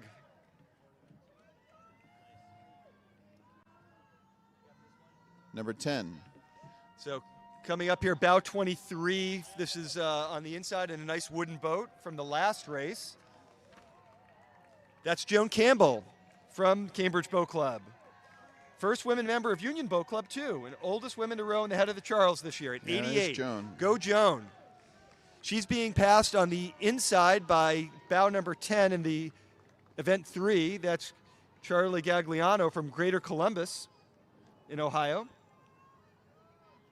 And here we got number 11 and 12. Oh, 12 is giving 11 the business. So 11 is Steve Dimitrez from Don Rowing outside of Toronto. It's our first Canadian, I think, today. And number 12. And 12, that's Scott Horney from Maine Coast Rowing up Oh. in Brunswick. Fellow alumnus from Yeah. Boston University, Scott Horney. Yeah. He's really given Yeah, Scott's given the Canadian trouble. giving Steve a little bit of pressure here. Yeah. Getting ready. He's making the turn early. Yeah, you can see Be Scott. ready to make that He's sprinting for the final turn. He wants the inside Wants of the that turn. inside, yeah, exactly. He's going hard. Okay, coming across right This is in front of us 14 now. and 13. 14 is Eric Goldberg from Union. And 13 is Charlie Braun from Western Reserve in Cleveland. Oh, and here's 15. Chasing. Oh, so 15 and 14 have a heck of a race happening 15, here. Alwyn Otten from WSV Meppen. Guessing that's in Germany. And then 16. 16 is Brian Jameson from Annapolis Rowing Club. So 16 has probably gained on 15 a little bit. Yep, a It's little hard to bit. see if 15 and 14. 15 may have gained on 14 a little bit. But that's a big race there. Yeah, there's some good racing at the top of this event here. Good stroke ratings. Everybody's pushing it. Yeah, And, especially right through the bridge. You can good see good they're courses. they're all starting to sprint right through the bridge. Yep. Oh, that's going to be Half fun. mile to go. I'm rowing in an 8 in this race. You're in a double, Eric, right? I'm sitting this one out. Oh, you are? I didn't know that. Yeah. Okay. Heading out for my daughter's collegiate parents weekend. Oh, at after Northwestern, this. Yeah, Chicago. after this. Oh, excellent. Okay. So, I didn't took know the that. year off. Oh, yeah. Okay. Here's 17. That's Frans Vandersteen from Holland. Won the head of the Charles back in 2019 yes. in the veteran category. We know Franz. He's also going to be in the race in Turin in Italy. Yep, 7-time winner of the Silver Skiff. And Looking good in his here's Empacher. 19. 19, Martin Vanderheide from Cascadia up in Ithaca. 18, Riverside. That's Sean Wolf. Oh, the famous Sean Wolf. And then Famous Sean 21. And 21 is Tom Borer from De Wolf. The coach Of of Boston BU. U. Yep. Making a good move on the cruise in front of him. Oh, Boer is Really giving, pushing him. Yep. Boer is giving Sean Wolf the business. Look at this. Boer, former U.S. national team rower. Okay, and the red uni coming here into view is bow 20. Karsten Brzezinski from Frankfurt. RC Nasovia Höchst. Frankfurt, Germany. Yep. Is he rowing for Germania? Which club is he? Nasovia Höchst. Nasovia. Höchst. Oh. German national team member. Former Oh. German national team member. And there's Welcome 22. to Boston. 22. Karaman Ertug from Istanbul. Former Ah. Penn AC and Potomac Boat Club athlete. Wow, rowing with Penn AC oars. Yeah. So Now probably living come and rowing in Istanbul, but racing Wow. internationally. Looking on good. on the Golden Horn, perhaps. Okay, and then 23. That looks like Ken. Who is that? That's Ken Atredo. Yeah, I Yep, thought it was Cambridge Boat Club member. Not rowing with Cambridge Boat Club Blades, but that is Ken. Must be New Oars. Ken from But looking Newburyport, good. Mass. Bow 23, looking good, Ken. Ken, very prominent lawyer in town. Here's 25. Right behind him in another white boat, Steve Glick from Union Boat Club down the river. He's been in 25 head of the Charles Regattas. Oh, boy, here's a real fight. Look at this, 26, 24. 26 is passing 24. 26, that's Chip Baird from Union, passing Trevor DeKakuk from Cornelis Trump, North Holland. Trevor's been at this regatta a number of years. North Holland in the Netherlands? In the Netherlands. Oh, wow. Okay. Rode in Atlanta and Riverside Boat Club, and now he's in the Netherlands. Wow. Longtime competitor here in Right. Boston. Here's 27. Oh, this is Charlie Hagedorn, Hagedorn. Harvard alumnus, although he did not row at Harvard. Yep, in his Empacher boat, Charlie looking very strong. began rowing seriously a lot more recently, but has been rowing for a long time, He's been rowing very seriously. back in the 90s. Right. Charlie going very strong. Bow 28 coming next, John Carroll from Union Boat Club. Friend of mine, rode with him back in high school, Oh, I don't know. Belmont John. Hill. Oh, Belmont Hill. Okay. And he's gotten more into sculling over the last few years in the single and looking good coming by Cambridge Boat It Club. looks like he's gained on 29 a little bit. Yep. Coming up. Looking good, John. Looks like a Riverside rower coming next. Yeah, number 29. That's 29, Andrew O'Brien. Andy O'Brien, yes. First head of the Charles back in 1979. Racing a good course in his white Van Dusen. So we Yes. saw Ted earlier. This is one of his boats. Here's 31, has just passed 30. 31, that's Dan DeSnyder from Greater Houston, Sugar Land, Texas. Just past Bjorn Stansteed from Narragansett, down in Providence, Rhode Island. Sugar Land, Texas. And looks like we have one more rower from the event previous 2, race. bow 28. Patricia Greenfield from UCLA Marina Del Rey. Oh, I used to row there for a year. Yep. She had her first opportunity to row at age 46, but she's Wow. been rowing ever since. And then here comes She's 85, so that's 39 years of 32 rowing. is Good burning job, up the Patricia. course. 32's he's got to be at about a 31. 32, this is back to event 3. Scott Pape from Riverfront Recapture in Hartford, Connecticut. Yeah. He's rowing. He's really pushing it. Yep. 32. Looking good. And then 33, another Empacher. Yep, 33 in the yellow boat. That's Mike Cataldo, Cambridge Boat Club. In The Union Boat famous Club. Mike Cataldo, yes, from the South Shore now. Yep. And then 34. 34 in the red boat, Richard Kleincheck from Leander up in Hamilton, Ontario. And then 35. 35, that's Eric Gendon from New York Athletic Club. Oh, nice. We haven't seen many Nyack people this year. Yeah, he placed first in head of the Housatonic this year. So good way to start the fall season. Yes. Here's 36. 36 right on the buoy line. Buoy's running right along the hull of the boat. That is Ken Dupuy. Yeah, well, it's Ken Cambridge Dupuy. Boat Club. In the, Yes. See the blue Ken oars. Dupuy of Andover, Massachusetts. Yep, Ken's drives a in every Cambridge day. Boat Club member, Yes. also very involved here as a volunteer. Yes. Committee member or committee leader of Head of the Charles. Looking good, Ken. Lives next door to my good friend Melanie. He's Ken's- wearing a mirror. So Yeah, that's he's why wearing a mirror. comfortable He's being right got- on look that how buoy good his line. course Really is. tight. Yeah, yeah. Coming on the outside, a little off the buoy line here. in the 38. yellow boat. Bow 38. That's Mark Chapman from Sydney. Oh, Australia. First Australian rower of the day. Very in the nice. Regatta. From Leichhardt.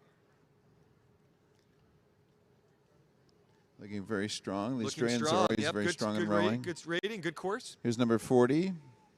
40, that's Patrick Reardon from Maritime.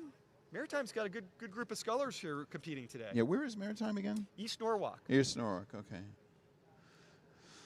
Yeah, good competitive group. So I think the reason why we're seeing not a lot of painted blades is there's a new sculling oar design, right, Eric? That a lot of Yeah. people are buying these new oars and they haven't had Maybe time to paint them yet. Yeah, maybe pick them up. So What are we've they got, called? Are they called the Bantams? What are they called? The comp. Oars. They're called the comp oars, right? So yeah, bow 39 here coming into view. This is Roland Holst, Once again, no Paraguay. blade colors because again they've got these new oars out. So usually it's very easy to identify the clubs. Well, he might be borrowing oars Also, too from, right. he's from Paraguay. Sunshine. Paraguay's a bit of a journey. Welcome to Boston. Half a mile to go. And then we got Riverside coming up, number 37. 37, that's Tom Lowe from Riverside, yep, just down the river. He lost his shirt number. He's been rowing since 1991. so Oh, long and time 43 competitor. is giving everybody the business here. 43 moving up. Sean Stevenson from Raleigh Rowing But Center. then he's being chased by 46, who's clearly gained ground Yep. on 43. That's Eric Nienabar from Occoquan In Virginia, in Virginia. where Mike Spoust is from. This is Eric's in the yellow boat. Yeah, he's really burning up. These guys are. They're moving. 43, you can see, is trying to hold 43 off is moving up. 46, although 46 is already getting a fair amount of ground. Yeah, some good. That's moving through those boats isn't always easy. No, it's not. So you got to be pretty. Although it's deft very and- exhilarating. very exhilarating, but you got to be aware of your surroundings, and hopefully the competitors in front of you are obeying or behaving and not trying to block you. Right. Here's number 47. 47, this is Walker Christie from Cambridge Boat Club. From Cambridge Boat Club? Yeah. Rode at BU back in the day and now back competing in the single for the first time. Good luck, Walker. Number 42. 42, Roberto Riccardi from Ravens, Where's Ravens? Johannesburg, Gauteng. In South South Africa. Africa. He's from South Africa. Yeah. Wearing 42, the meaning of life. looking very strong. First rower from Africa. We definitely do have some racers that come up from South Africa for the Yes. event. Looking good. Okay, and the red uni coming next. Bow 41. Ethan Stead from Nashakitsa. I haven't heard of that rowing club. In Chilmark on the Vineyard. Oh, in Chilmark. Okay. So you must do coastal. Here's number 50. 50 right behind him in the black boat. James Hughes from Quinsigamond out in Worcester. He's probably gave him, and then 45. And 45 is the white boat. Daniel Kelly from White Marsh Boat Club in Conshohocken outside of Philly. Outside of Philly, the upper Schuylkill. Looking very strong. Oh, and we've got good course. a battle on the turn up here. 51. So Going 51, yep, that's Owen Deviney from Galway, Ireland, passing 48. 48 in the red boat on the outside. Yeah, but then you got 54 that's Barry gained a lot Heyer of from ground East on Bay. 51. 54 is really Yeah, giving 51 the 54 business. pitching it hard on the buoy line. That's Seth Burns from San Diego. He's going hard. He's making a move. Look at that. Good, He's good going strong stroke rating. He's got what's that, about 31, I'd say. He's outstroking the other two racers that he's looking to beat. He is really. He got the buoy under his rigger. Yep. So actually, all three racers, good course through the bridge here. Doesn't look like anybody's going to get any trouble Oh, here. look at 54. As they He's- make the turn to He's starboard. on fire at 54. Yeah, he's doing a nice job going fast. Here's number 55. 55 is Kevin Mach from White March Boat Club, another Also, Conshohocken Philly. racer. Yeah. Former Fordham University rower, and then at Nyack for a few years. The upper Schuylkill. The upper Schuylkill's become much more active because the lower Schuylkill's so crowded.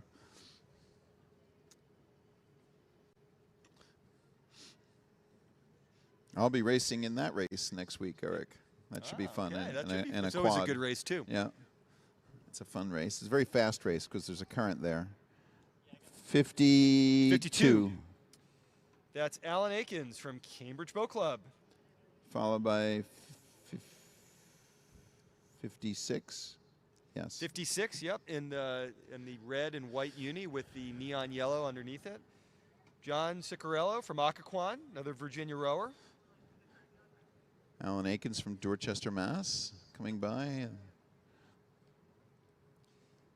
John's a U.S. Army veteran, rode at West Point. Wow. Started up again 20 Go years Army. later. Wow. Yeah, go Army.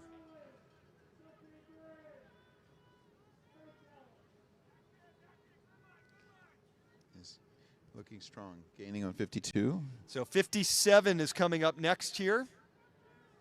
Alan Green from 612 Endurance, former national team member. But he's being chased by 58, who's 58, clearly yep. gained ground. 58's on the outside. Edward Boylo from Putney Town in London. So it looks like 58's made a decision to take this side of the bridge, going for the next turn. He's lining up for the next turn. Yep, good. But he's trying to Stroke hurry rating, up. Good carving it around. Looking You can tell- strong. yeah, Welcome yeah, to Boston. You can tell he's really lighting it up so he can get to that next turn. Yep, right behind him in the white boat here, 59. dark uni, is 59. Which club is that? That is Christian Nielsen from Aarhus And then 60. in Denmark. And the yellow boat is Narragansett. Looks like Narragansett, number 60. Yeah, bow 60. Wes Kearns from Providence. Eric, do you feel a significant difference with these comp blades? I haven't really tried them. I haven't either. I hear that they're a little, they're better at a higher stroke rating. Oh, is that? Okay. Less resistance feeling, is that the thing? Little easier a little easier finish. Right, right. So yeah, they're becoming more popular. Yeah, clearly. This is 60. See, bow 66 in the yellow boat. Anton Proden from CRI That's up the river. Oh, pardon. Yeah, that's 66.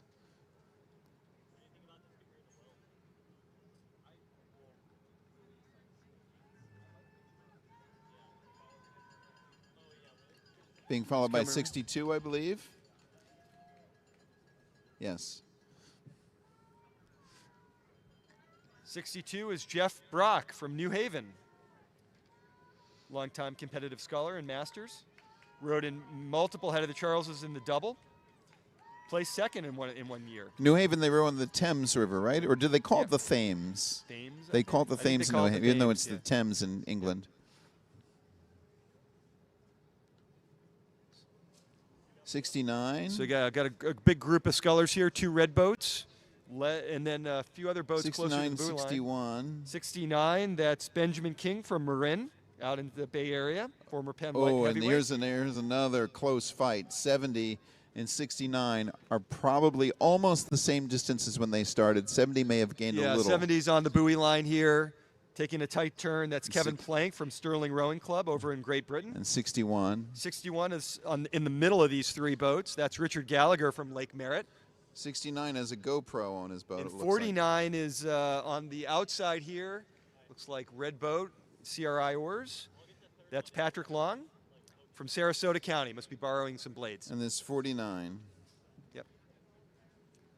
What do you First think red about boat 61? Eric? Yeah. What do you think about these guys running with the GoPros on their boat? I would find that a little disquieting. Maybe they're looking for violations. Yeah, I wonder. And do you they think can they show- own the copyright if they're? That's a good question. I wonder who owns the copyright if they're GoProing themselves. Here's 71.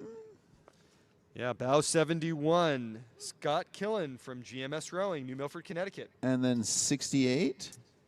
That's Greg Simons from Sarasota County. And then 67. And 67 is Robert Falk from Viking in And then on Northfield, New Jersey. The outside, 65 on the outside. So on the outside, that's 65. That's Ryan Applegate from Wayland Weston, Ah, rowing out on Lake Cochituate, just Yes. outside of Boston. which was the original reservoir for the city of Boston before the Quabbin Reservoir. And it's still used as a backup reservoir if there were ever to be an emergency. So some good racing between these 3 boats here. Yeah. Got Ryan setting up for the next turn, Yes. coming through the bridge.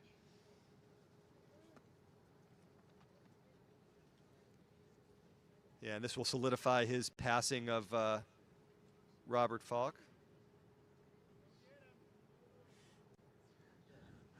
So the catch is when the oar goes into the water. We call it the catch in rowing.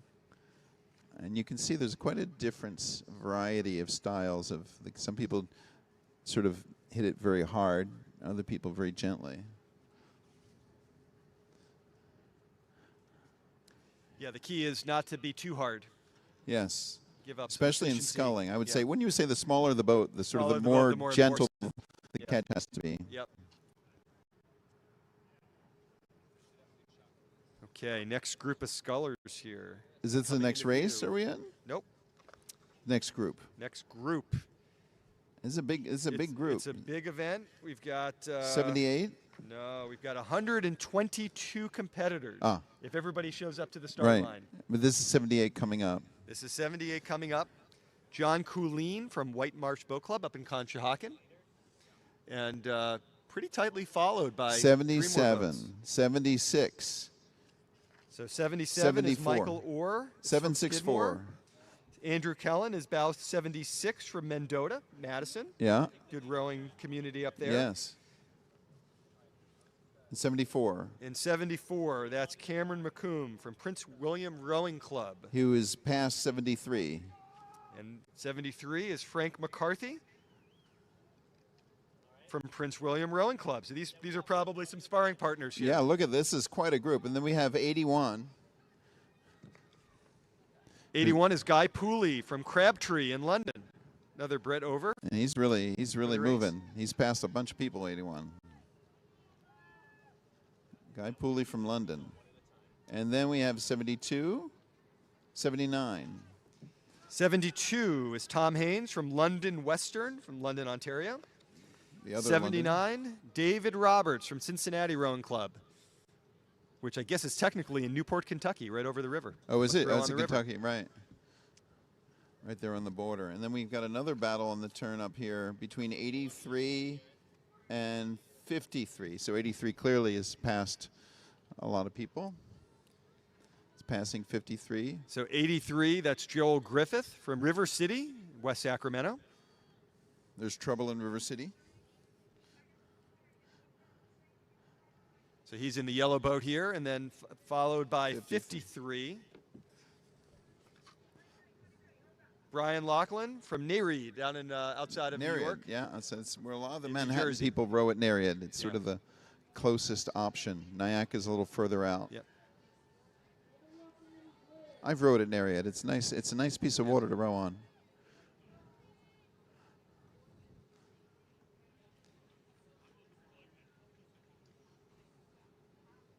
Yeah, so far in this event, we've had some really good racing. A lot of Yeah, competitive, some really exciting groups. a lot of exciting groups. Everybody behaving too, and Yeah. letting people yielding when required. It's fun to see the people race for that next turn at this point. They start turning on early. Here's 82. Bow 82 in the white Filippi. That's Glenn Bolitho from San Diego. 85. 85 pushing him a little bit on the outside. Robert White from Riverside. Just down the Filippi's, you know, this is apparently, my understanding is the first year that Davide Filippi, the owner of Filippi, has actually come to the regatta. coming to the regatta. He's yeah. here somewhere on the A grounds. lot of his very popular boats. He's right never now. come here before. Filippi is up in northwestern Yep. Italy by the coast near Pisa. Bow 80. This is Daniel Day from Susquehanna Rowing in Lewisberry, Pennsylvania. I find alliterative names to be somewhat inspiring, don't you, Eric? Mm-hmm. Very much so. Well, he's Not to be confused with Daniel Day-Lewis. Yeah. This is just Daniel Day. Daniel Day. Okay. Using the clean water he has, no boats around him. Make sure he gets that perfect course through the bridge.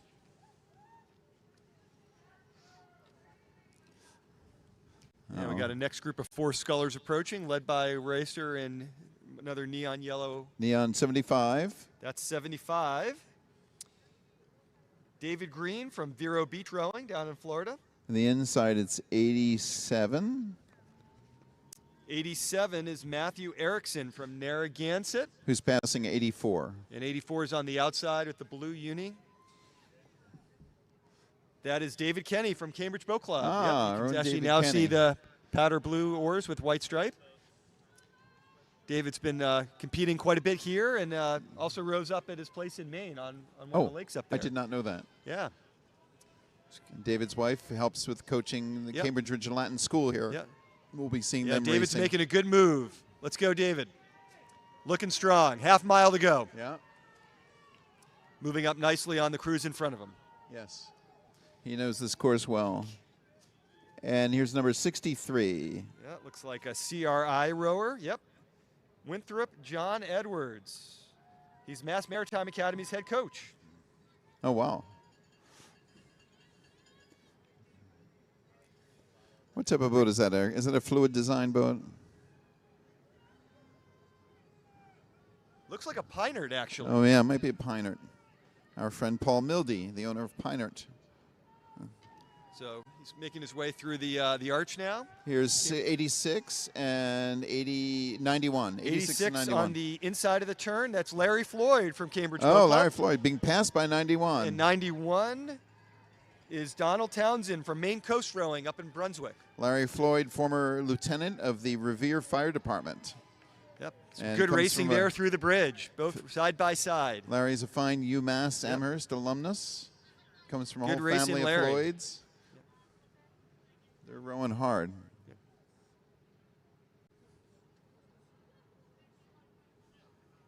This is a tough race, folks.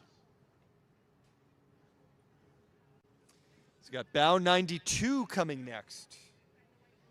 Timothy Brame from Saratoga. Being followed by 68. Saratoga, where they have the head of the fish. Yes. When is that? That's earlier than this race, right? No, it's next It's weekend. next 2 weekend? weekends, yeah. Same weekend as head of the Schuylkill. Okay. Here's 60. 88? 88. 88, that's Ian Hawkins from Nereid. From where? Nereid? Yep. Also, Nereid. yeah. Yeah, you can see the blades, the white blades with the blue X's. Right. And see these reverse riggers, folks, is Yep. all the future of all rowing boats will be the reverse riggers. That blue rigger, yeah, it's a Fluid Design, another very Fluid popular design. boat on Made, the river. where's that? Is that made in Canada? Where's Fluid Design? It's Canadian? Yeah, I think it's made in London. Is it London or is London, that just Ontario? Hudson? I'm not sure.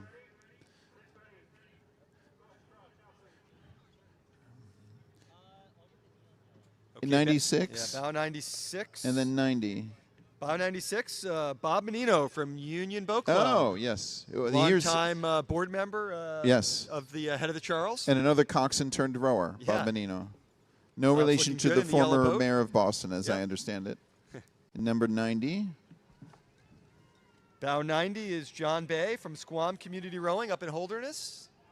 In New Hampshire, Squam Lake. Yeah. So Bob's making a move over bow. He's got some clean water now. Here's 95. 95. And 89. Till Anderson from Thames Boat Club over in the UK.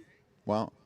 And 89. 89 is Ariel Blumenswig from White Marsh Boat Club. Oh, Upper Schuylkill again. And then 99. 99. Okay, making a move. This is Colin Archer from Fort Worth, Texas. On the inside of the turn with the yellow blades. Then number 88. 98, sorry. 98. That's Martin Hindman from Notts County, Nottingham, England. Is that in England? Yes. Nottingham, UK. England. Nottingham, UK. Home of the famous Nottingham Regatta. Yep, in the yellow boat, looking good. And the yellow boat. And then 97. 97's Gus Stewart from Cambridge Boat Club. Ah. In the black boat here, coming into view. Eric, that's Professor Gus Stewart to you. Professor Stewart. He's a professor at both Columbia and Harvard Business School. Raced at head of the Charles starting back in 1975. So longtime competitor. Yeah. And member here. Looking very strong here. Looking good.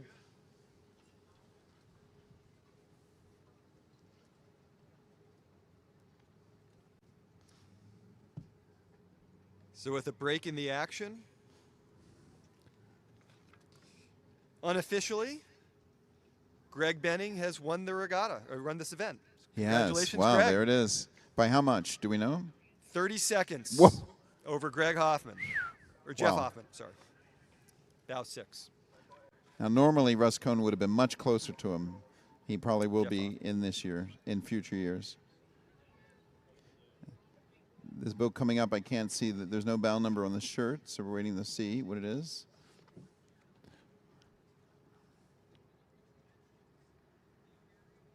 Looks like they're rowing with Riverside oars. Yeah.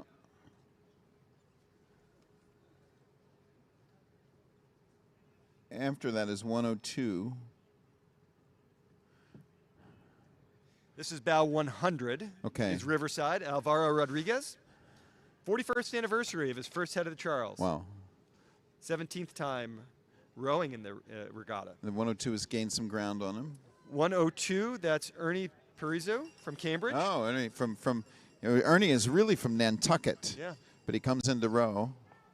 He's in the blue boat. And there's 101. 101, Ken Novak, unaffiliated, part-time assistant coach for Hamilton College crew, so up in central in New New York, yeah. And then here comes 104. 104, that's Rich DiGiovanna from Prince William Rowing down in Virginia. And then 108, Riverside. In Has 108, gained ground. Riverside, John Tracy. John's going really strong here. 40th year rowing on the Charles. 26th singles entry. And then 94. 94 is Brian White from Greater Dayton in Ohio. I got to tell you, Eric, this is a scary race. I mean, I see people who I consider to be super, super fast getting past. Yeah. And it's like, oh my gosh. There's a lot of very solid racers in these events. Have you done this race in the single? I have. All right, I want to ask you how you did. But you're pretty fast. I was lucky enough to get a medal. You got a medal. Congratulations. Fifth wow. place a few You years got ago. fifth place. That's Yeah. fantastic. Okay, coming into sight here. 109. Bow 109. Mike Love from Cooper River Rowing. In New Jersey, Jersey. right across from Philly. Yep. I know it well. Looking good. Really good course. Yeah. Solid stroke rating. Very clean rowing. Yes.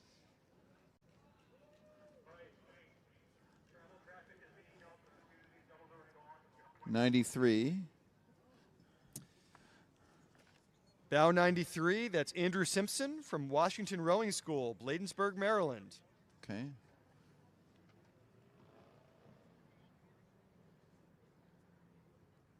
Came to rowing a little bit later in life. With the COVID pause, he learned to scull at Washington Rowing School. And he's being gained on by number 105.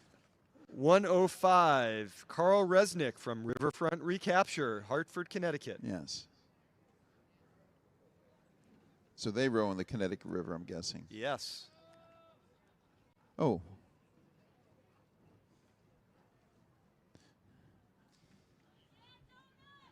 So he's looking good on the blue boat. The husband of one of the timers has just arrived here on the porch to give the timers emotional support. So bow 106 coming into view. Jeff Bickford, unaffiliated. Rowing in memory of his friend and teammate Thomas Friel. That's nice. And that's a Gray Van Dusen he's rowing. Yep. Van Dusen boats usually were the top boat here at the head. Yeah. Now you see many more Empokers and Philippines. So Greg Bunning has won the race by 30 seconds. That's a pretty amazing margin. That is unbelievable. Superhuman. Is that Bow 110? Yeah. Jim Hammett, a sailor and a rower. Yes, and professor at Harvard. And professor. And he won the race, the single sailing race from Massachusetts to Bermuda. Bermuda, Yeah. yes. Yeah, Jim's a member here at Cambridge Boat Club, rowing with those Cambridge Boat Club powder blue oars with white stripes. A nice Philippi. Let's go, Jim. And 111 is giving Jim some heat. 111 is Mike Bergstrom from Texas Rowing Center. Okay. Texas, that's in Austin, right? Texas Rowing Center in Austin? It is, yep, Austin, Texas. 116. 116 looks like Narragansett. Let's see. Does look like Narragansett. Yep, it is Narragansett. Edward Gay. And then here we got coming up 121, Three boats. 115, 112. So 121 is really moving. 121 from the Netherlands, Joost Brunswick. He is really moving. Looking good on the inside, getting ready to make this turn. The Dutch are so strong in rowing. It's amazing. In the middle is bow 115. Yes. That's Mark Callahan. That's Mark Callahan. I think he's won the Iron Hammer here. Yes. Most miles for a few years. Yes, he has. Mark's looking great. Battling it with the Dutchman. And here's 112. Here closest to us, yeah, bow 112. That's Gavin Kerr from Down East Rowing in Mount Desert, Maine. But here's 122. 122 making a move on the inside of that These turn. guys are all looking at him because Mark he's moving Malone from Pennsylvania Barge Club. Pennsylvania Barge Club. Yeah, Okay. in Philadelphia. My yeah. club is University Barge Yeah. Club. Two different clubs. And then coming up right here past us is Is bow 119. 119. John Wiggins from Fro- St. Edward's Martyrs, Oxford, UK. Oxford USC. Okay, so he's borrowing Cambridge Boat Club equipment. Yep. First time racing at Head of the Charles. Welcome to Boston. Wow. Teacher and coach at St. Edward's School in Oxford. And then 113. 113, John Allen from Vero Beach Rowing In Florida. in Florida. Where they Yep. watch the space shuttle. Well, it's Yep. not there. The rockets. They don't have the space shuttle anymore. They watch the rockets take off from there. It's like a goldish yellow Hudson. Yeah. Nice, pretty boat. I've been rowing in Vero Beach. It's nice. You got to watch out for the manatees. Poor They, things. will They move too slow. yeah. But luckily, the boats don't really hurt them. The rowing boats don't. The other Bow boats. 117 here, coming in 117. front of us. David Margolis from Carolina Masters Rowing. Learned to row up here in Boston. And then spent the last 20 years down at Chapel Hill. 120. 120, John Frumming from Potomac. 107. 107 here on the outside of the turn. Walter DeVault from Treasure Coast in Palm City, Florida. I don't know. I don't know Palm City. Do you know Palm City, Eric? I don't. I don't know. Not, I at don't. least not well. Here comes 114. Bow 114, Jeff Mamet from Yankee out Western Mass, Hadley, Mass. And then on the outside is the Connecticut 118, and the inside is 103.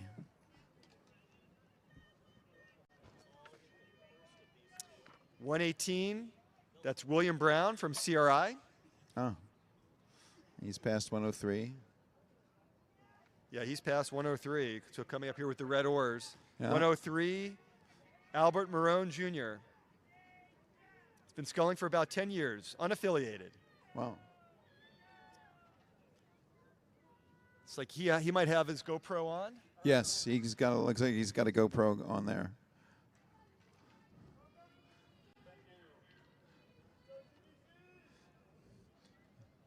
Here we have some of the women's doubles launching for the next race.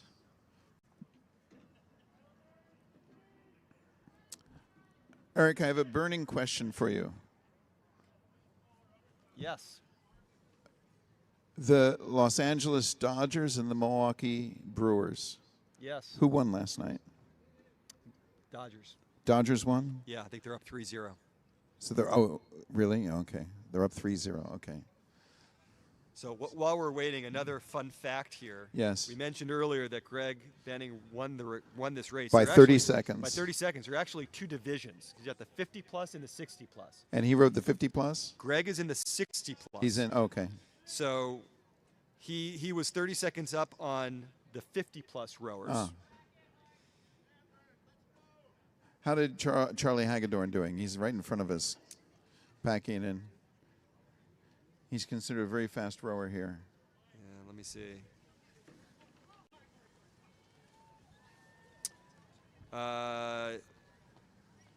Unclear yet. He's got a time of 21:20. Okay, and But Ken Dupuy, he's landing. How do you do?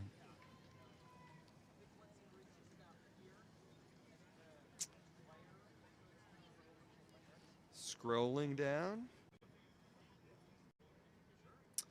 Time of 22:12 Okay. for Ken. But yeah, I was going to say the Greg had a 19:06 fastest time in both the 50 and the 60 plus. The next fastest time in the 60 plus Wow. was 20:21. Unbelievable. Unbelievable. Everybody in between were the 50 plus category. Unbelievable. So Head of the Charles happens every year at the same time as the pennant baseball series, right? Correct. That's interesting. So I think we're actually done with this event now. I think Okay. everybody has passed us. So Wait, just real quick. So I'll leave it alone then. But I just want to. What Yeah. happened? What's going on in the other baseball race? that is tied 2-2. Who are the two teams? Seattle and Toronto. Seattle, Toronto. Wow, that's So very each exciting. team has won 2 games at the other's park. And when's the away. next? The next game is going to be in Seattle. I believe it's in Seattle. Yes. The next one tonight or tomorrow night? I don't know. Okay. Okay, we can get back to rowing now. Okay. Next event coming up, event number 4. This is the women's Grandmaster in veteran singles, 50 plus and 60 plus women. Is this the one that Ann Granger is in? Ann Martin Granger? Yes, I think she is. Oh, it's going to be interesting. So this has been a very competitive race over the last few years. A lot of very solid women racing today. Including Ann Granger, is a former silver medalist. Has Yep. she raced this in previous years? I believe. I'm not sure if I she don't know. has. So Owen Huxley came in first last year with a time of 21:29. She Wow. returns as bow number 1 to defend her title. Yeah. Rachel Perry, who is bow number 2, Now the was Dolphin close Club. behind. That's it, the Dolphin. What I understand about the Dolphin Club is in San Francisco Bay, but near the Golden Gate Bridge. They rode coastal boats, I thought. Maybe that, yeah. That's Maybe they do interesting. both. So there's a coastal crossover. So last year, you mentioned Ann Granger. She was the fastest in the veteran 2 category. She's She's moved from up. Wallingford from the UK. Yeah. She's bow 11.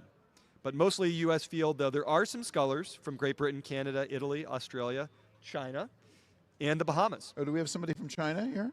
I guess we do. That's great. And then Molly Watkins, our own Yep. Molly Watkins, is here. Yep, she'll be bow 7.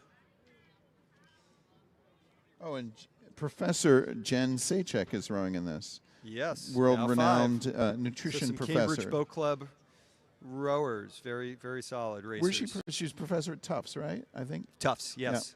And maybe Brown, or maybe now Brown. Oh yeah, I think she went to Brown. That's right. So through Weld right now, a little bit of a change in order here. Bow number 4, Pamela Newhart, is actually in first place with a time of 12:32.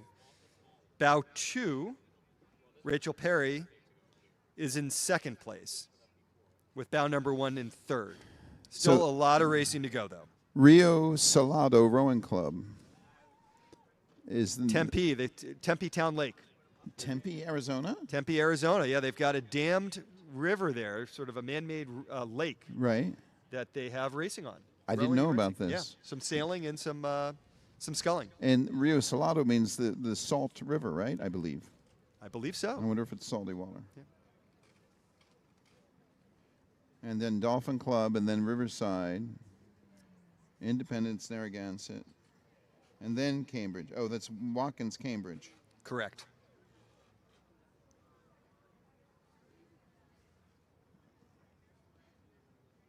So it looks to be some good racing in this event Oh yeah, already. Some boats moving around, not just going in bow order. yes. Watkins is looking very strong. And where are they right now? They're They're passing. past Weld. Past Weld, So okay. The Harvard Boathouse. Harvard, the Radcliffe Boathouse, which is just over halfway down the course. The Radcliffe Boathouse. Yes. So after there, if they'd be making a slight turn to starboard, Yes. and going past the Newell Boathouse. Yes, going through the Anderson Bridge, which is not named after Lars Anderson. It's named after a different Anderson. Did Oh, it you know is? that? I didn't Yeah. know that. Yeah, it's not Lars Anderson. Okay. It may be Lars Anderson's father or something like that, but it's not Lars. Everybody thinks it's Lars. So the Weeks Bridge, the footbridge down there, is the halfway point of this race. And then when they pass the monastery just above the Anderson, that means 1 mile to go. Right, that's the 2-mile marker is the door, the red door on the monastery. The red door on the monastery, the infamous red door, yeah. Infamous for Head of the Charles purposes. I'm sure it has a otherwise pious reputation. I think we're good. I don't know. I'm enjoying the sun. It's perfectly nice. And it was a little windy earlier, so we didn't think we needed it. Yeah, we're good. Enjoying the sun. Yeah, it's keeping us warm. It's good. It looks like the wind's picking up, Eric. Yeah, just a little bit. It's getting a little breezier here, yeah. Well, it's funny, actually. There's more wind here, but now looking over at the stadium, and it's a little more intermittent.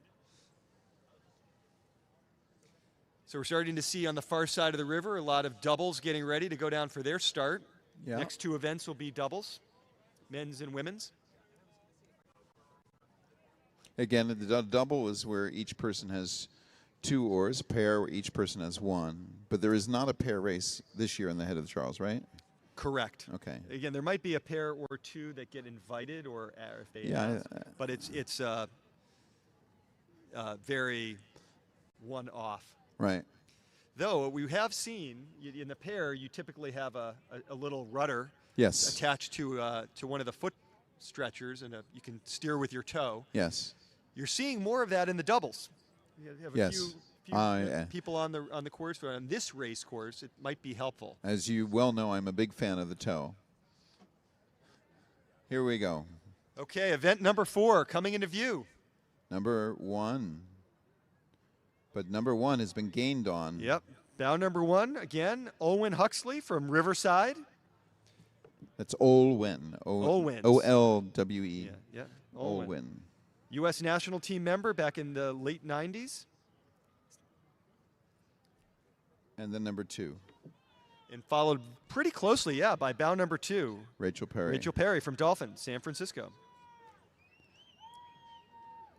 And, Her 10th year in the single. Oh, this is a tight race. Yeah, this is a tight race. Just You got imagine bow this, 2 is keeping the pressure on. this whole 2.5 miles. These boats have been battling like this, and that And, is almost exactly the distance they started with. It's hard to tell. Yeah, well, the racer who's really making a move is bow number 4 in the yellow boat. 4 is. Pamela Newhart from Rio Salado, Tempe, Arizona. She's really moving. She's has a very high stroke rating, Yeah, very she's smooth rowing racing, high, and yeah. gaining on the two boats ahead of her. She looks like she's about a 32 or something. I think you're right. What type of boat is that, Herrick? Oh, that's an M-Pocker? It is a Philippi with a different color? Is that possible? I don't know. It doesn't look familiar to me. Yeah. Maybe a Sykes. Here's 3. Bow 4 here, or sorry, bow 3. 3. That's 3. That's Alden Bumstead from Narragansett down in Providence. Pretty boat with red decking and white hull. Very solid racing, good course Yeah. through the Elliott Bridge. Here's number 6. Aaron Lallemond, Independence Rowing Club up in Nashua on the Merrimack, I think. Oh, yes. Been rowing since 1993. Just about every head of the Charles in her singles. Oh, since look at this 29 battle through coming up. 2009. Look at this battle. This is Molly. Yeah, this is Molly Watkins rowing basically a unbelievably perfect course. This is two racers who from Cambridge Boat Club who are side by side here, who race against each other a bit. Bow 5 and bow 7. Bow 7 on the inside. Molly Watkins. And they're doing what we were talking about earlier. They're racing to get the advantage on the next turn in the other direction. Yeah, bow 5 is Jennifer Chakek. Sachek. Sorry. Jen Sachek. Professor Zenchek. Oh, this is a close. now They're going both side gonna by start. side Yeah. into the really good racing. Jen's not going to let. She's going to try to not let Molly pass to get to that turn. Just about have the same stroke rating too, going into the water very at the similar same time. stroke rating. They are absolutely Getting ready for giving their it all. sprint. They're leaving nothing on the table. Those two. And now Okay, they're on starting to go over. There's Bow no- number 9 in front of us here on the buoy line, Maureen Harriman from Whistler, British Columbia. Races and with a bunch of members from Cambridge Boat Club And over at Silver Skiff. she's being caught by 8. Bow 8, Julia Fournier from Ottawa. So 2 Canadians. Oh, 2 Canadians battling it right out. side by side, battling it out. And then number 11.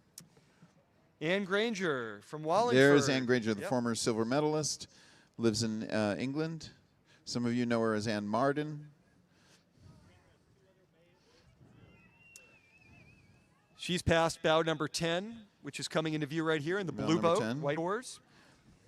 Don Aringas from Penn AC. Oh, I know Donna Ringus. But Donna is also a member of University Barge Club. I guess she's a member of both clubs. Yep. She's looking very strong. Okay, coming up next and Number making a 14. move, bow 14, another Canadian rower, Stephanie Jeffrian from Vancouver Rowing Club.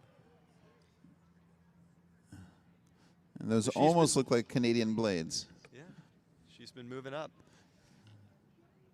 And then number 12. Past bow 12, right behind her, that's Melissa Hilton from Vesper.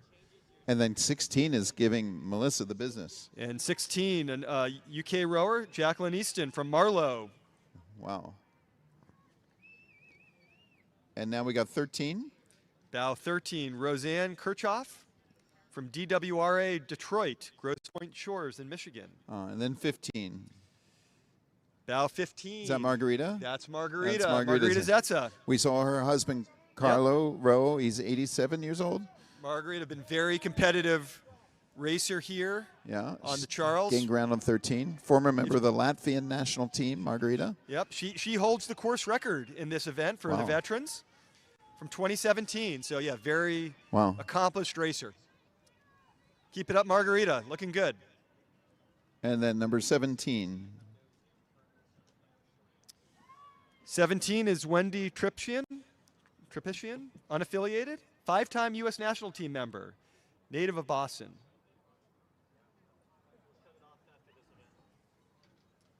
So she just came back into the sport, looking good. And then 19 and 18. 19 is past 18. 19 coming next, Kimberly Elting from Dallas. And Sarah Witcher, from Minneapolis Rowing Club, bow number 18. And then number 20. 20. In bow number 20 coming next, Leslie Kirchko from Maine Coast Rowing up in Yeah. Brunswick. She was a Nordic skier on the U.S. ski team for 12 years. Yes. It's shifted over to racing, I rowing. think is she related to Valerie Kirchko, the coach that does all the... She's the Nordic coach at Bowdoin. Right, okay. Okay, Go Leslie. Oh, That's a Sykes. we have a boat from rare Australia. appearance of the former director of the Head of the Charles, Fred Schock, has made a special appearance on the deck. So coming up next, Number 21. Number 21, yeah, Elizabeth Rundy, Martha's Moms, Seattle, Washington.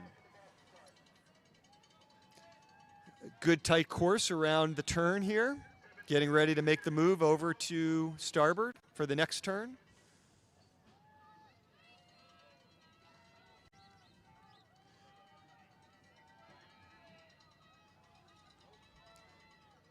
Okay, got a decent-sized group of scullers coming into Look view at this. around This the is turn. quite a battle up here. That looks, let me see, 24 and 25. 25 is passing 24. Yeah, so 25's on the inside. That's Catherine Truman from Cambridge Boat Yeah, Club. I thought that was Catherine. And she's passing Ellen Keneally, Survivor Rowing Network, Wilton, Connecticut. But big-time rower on the Charles, both of them. Yes. Both of them. Oh, this And is quite a battle here. Ellen does some coaching of the para team. Does she? Oh, I US didn't know para team, that. I But she believe. still lives in Seattle, right? Washington, I think. Look at this. There's a Yeah, real it's battle. great side-by-side between rowing. Ellen and Catherine. There's a real. They are And really. bow 22 behind them. Eleanor Ackworth from Mid-Hudson Rowing in Poughkeepsie. And then and- 23. Yeah, close on her tail, bow 23. Christine Higgins from Riverside. And then 26. And 26 making a move. Ann Creighton from Sammamish Rowing out in Washington.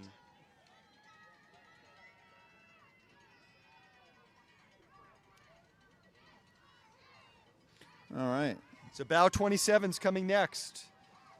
Sharon Romilly from Western Reserve. Followed by 28. So 27 has gained a little bit on 28, it Yep. seems. Yeah, 28, that's a Cambridge Boat Club member, Natasha Strom, and head of the Charles board. Oh, yes. member, Yeah, absolutely. Race ops member board. And used to run the Crash B here in Boston. Natasha's looking strong. Yeah, she Yeah, was the race she's- director for 3 years. Yes. Go Natasha. And she's bringing up the rate for the final half mile. So bow 29 behind Natasha. Catherine Kaufman from Ravenna down in Charlottesville. And she's being followed by number 30, Betsy Harling from Cambridge Boat Club. Yep. Betsy in her signature neon pink. Yes, she likes the neon pink.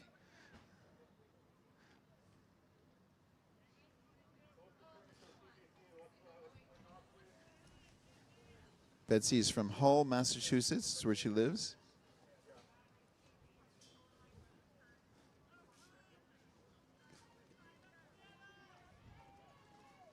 Oh, this wind is Yeah, picking some- up, Eric. I'm glad they're getting the singles racing Yeah. over early. Looks like it's a little bit of a tailwind here. Yeah. Little helpful for the rowers after Yeah, 2.5 that's miles. Yeah, it sure is. Certainly better than a headwind. But it's a headwind at the start, right? But it's a headwind at the start. Oh, this also looks like a fierce battle coming up here.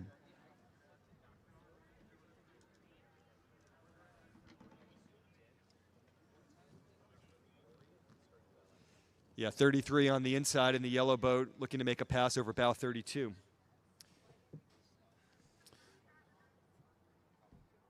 Or excuse me, 38. Bow Is that 38 making 38? a move. 38 is City of Cambridge. Kate Warr. British Masters Championship 2024 in using Cambridge Boat Club oars. Tight on the buoy line. Bow 32 right behind her on the outside is Dion Sturd from Tulsa, Oklahoma.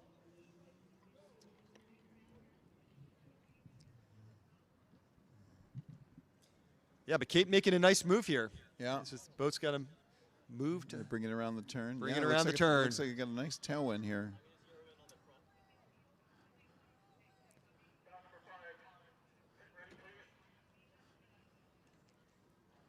Yeah, nice strong stroke ratings. Smooth rowing on both for both of these women. Yeah. Very strong. 38. City of Cambridge, Kate Warr.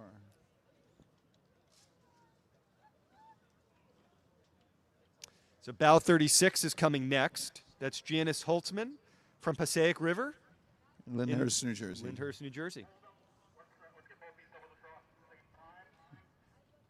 Janice is the Development and Communications Director, Vice President at Rowe, New York. We have 3 battling it out. 37 is past 34. 37 in the red uni. And 33. That's Sarah Risser from Willamette in Portland. 34 is on the buoy line. That's Annemoon Van Erp from Watuppa down in Fall River. Oh, Watuppa is the big new boat club that everybody's talking about. And bow 33 in the black uni. That is Lori Devitt from Maritime, another Maritime scholar. Yes. They've got a lot of Maritime showing out. Have you rowed at Watuppa, Eric? I have not. Have you? No, but there's a lot. Well, I did in college. It wasn't called Watuppa, but I rowed on. But on the lake. And it's a really great place to row. And now they've finally started the boat club down there. Apparently, it's very successful. They're getting a lot of people rowing. So really tight to the buoy line here, coming around the turn. It's bow 42. That is Catherine Briere from Duxbury Bay. And then 35. First time in the single. Really good course for the first time in the single. And I think the Duxbury people are coastal. They row coastal boats. Yep. A little bit of both, I think. Oh, gee. Bow 35 coming next.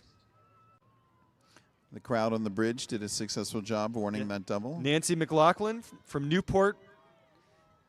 It's bow 35 from 35. California. I have rowed there. It's a great place to row. Where? In Newport Beach. Oh, I've rowed in Newport Beach also. Yeah, you're rowing around the island with all the pleasure boats. Yep.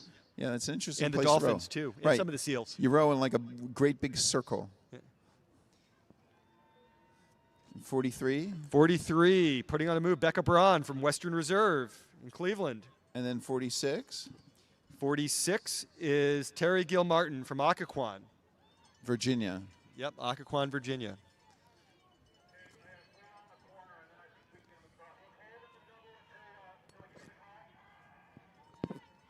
Yeah, Becca's rowing in a wooden boat. Yeah, you don't see it as much anymore. Yeah, very solid. Here's 47. 47. And then coming. 44. 47's past 44. Rachel Starr from Montreal. And bow 44 behind her is Erica Steve Caldwell from Potomac. From Potomac. Yeah, now you can see those oars, the red oar with the white star for Potomac. This is the first Montreal rower we've had. Yeah. I rowed at Laval once in Montreal. I think Montreal rows on the old Olympic course. Oh, I rowed on the river when I was there. Yeah, we didn't row on the Olympic course. Okay. Bow 40 coming next. Denise Sennett from Nashville. Okay. And then number 45. 45 in the red uni. Anna Bueller from CRI. Yes. She's also a member here at Cambridge Boat She's a Club. member here. She also has been helping coach Radcliffe. Yep. Radcliffe Lightweights, I think. And she's involved with the head of the Charles on the race committee, rowing in the one of the donated boats, I think, or is she bought one of the, I think so, but I'm not sure. with the red stripes. Yeah, I it's think a nice there's boat. Yeah. Coming next in the red boat is 29. That's bow 49.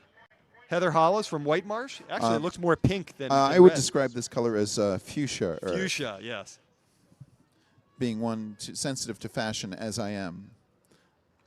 But is it a Philippi boat, though? So It boat is. has That's a Philippi custom markings. paint job. That's It's a pretty custom fuchsia Philippi. Excuse the alliteration. Bow 41 coming next in the neon yellow top. Julie Smith from Rock and Row, Marblehead, Mass. Last competed in the head of the Charles in 1994. So Wow. welcome back. She must also be a coastal rower. Yeah, I think that is coastal rowing. Yeah. But So the coastal are the wider boats that you row on the open ocean with, but it's a huge growing part of the sport. Like I said, I do it myself when I'm over in Italy. it will be in the Olympics. And coming the up. feel is really actually very similar to this. You just need flat water to do what you're seeing now. But it used to be the coastal boats felt awkward and rough, but they've really refined it, and it feels very much like river rowing now. even though you're rowing you don't go as fast because you're in a bigger boat and you're dealing with waves out in the ocean. But it's basically you can get the same workout or similar workout, I should say. So while we have a break right now, unofficially results. Bow 4 looks to have come in first. Yeah, she was really moving. Pamela Newhart with a time of 22 minutes and 10 seconds. Rio Salado. Rio Salado over bow number 2. Dolphin Club San Francisco. With the time of 22:28, so Perry. 18 seconds. R. Perry. And then Huxley came in third. Olwen Huxley from Riverside. Olwen Huxley. Yep, Olwen. Do we think she's related to Aldous Huxley? You can ask her. Oh, I will ask her. Okay, big group of scullers coming next. 51. 51 on the outside in the yellow boat. Getting passed by 55. 51 is Virginia Hopkins. 55 is Karen Soika. Yeah, she's trying to. 55 Vancouver? is moving. Look how 55 Yeah. has cranked up the rating. 51, Virginia's from Narragansett. And where's 55 from again? 55 is Vancouver. Vancouver. Yeah, she's really going for it. Again, she's trying Only to, her third year of rowing. So she's trying to doing get well. ahead of 51 to get to that next turn. Nice, 51's nice trying to side-by-side hold racing. 55 off. So we have a little bit of a traffic jam behind us, little bit but of traffic looks like jam. to have gotten cleaned up. Quite a traffic jam. Bow 61 made it through first. That's Mitzi Carr from New Haven. And then Been a long-time rower here on the Charles. 58. 58 in the pink shirt. Christy George from Indianapolis rowing, 55. followed by 55. No, And 48.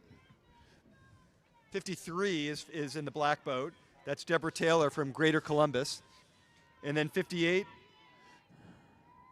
or excuse me, 48 is bringing up this pack Zola Solamente from Riverside. So, again, we can't comment on specifics because the referees handle that. But my guess is on these turns, if you're the slower boat, you're supposed to give way to the outside of the turn. Right, Eric? Yes. And Laura? Once the passing rower commits to the line, to the inside line, you're supposed to move to the outside to let them pass. So my guess is that may have been what happened there.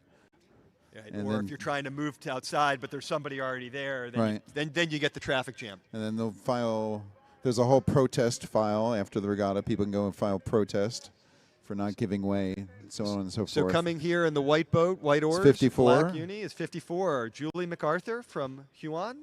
And then 63. Tasmania. Tasmania, wow. And followed by 64. 63. 63. That's Izzy Brown from Berkeley, California. Oh, she was on Lake Merritt probably, right? I would assume. Yeah. So Julie making a nice move. Yes. Moved up in the race a bit. Looking good. Yeah, she's moved up a lot of Welcome to boats. Boston. Good Yeah, luck. Wow. That's 56. So 56 at the black boat. A little bit on the outside is Elisa Chesler from Down East Rowing. 62 and 59. 62 is Weatherly Barnard Doris from Duxbury Bay. And 59, 59. Excuse me, is Lisa Evans from Narragansett. And then on the outside is 50.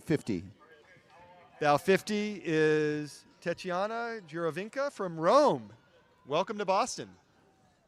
She's from Rome. Which club in Rome? Does it say? I don't think it said. Because I am also a member of the Italian Rowing Federation. Circolo Canottieri Roma. So she rows on the Tevere there. Coming next in another fuchsia boat. Is it 70? Yes, Now that's 70. a fuchsia. It's another fuchsia Philippi. Yeah. What's going on with the fuchsia Yeah. Philippines? Rebecca Hollins from Capital No, Rowing. it's a fuchsia Hudson. That's not a Philippi. That's a fuchsia Hudson. In bow 68, behind her, that's Laura Nowacki from New Haven in the black boat with the white oars. And speeding along behind them, bow 73. CB, Sands CB Moore from Sands. Cambridge Boat Club. CB rowing at Van Dusen, Yeah, a pink Van Dusen. keeping the pressure on the rowers in front of her. Yeah, looking strong. CB helps with the youth coaching here at CBC. So here in the black boat with white oars is Joan Martin, bow 67 from Narragansett. Martin with a D. Martin. Joe Martin. Okay. And here's we got a battle up here between 69 and 72. So 69 is past 72. 69 is Ann Homa from York City in the UK. And 72 is Fiona Betts from the Tideway Scullers in London, UK. And then 66 and 54. 66 in the black boat. That's Sharon Wienbar from Bear Island out in California. And the pink uni is, you said 64? 54, I thought. Was it 50? No, 64. Sorry. 64, Denise McClanahan, unaffiliated. First time in the head of the Charles. Wow. Used to race 8s and 4s in the North Suburban crew. And then 65 in the back. Bow 65, Casey Elfstrom from Pettipog in Essex, Connecticut. I don't know Essex, Connecticut. Yeah. Nice line right around the turn, keeping those blades on the other side of the buoys. Oh, Tight turn. And that double crossing the river is rowing legend Henry Hamilton in the bow, rowing one of his Van Dusen doubles.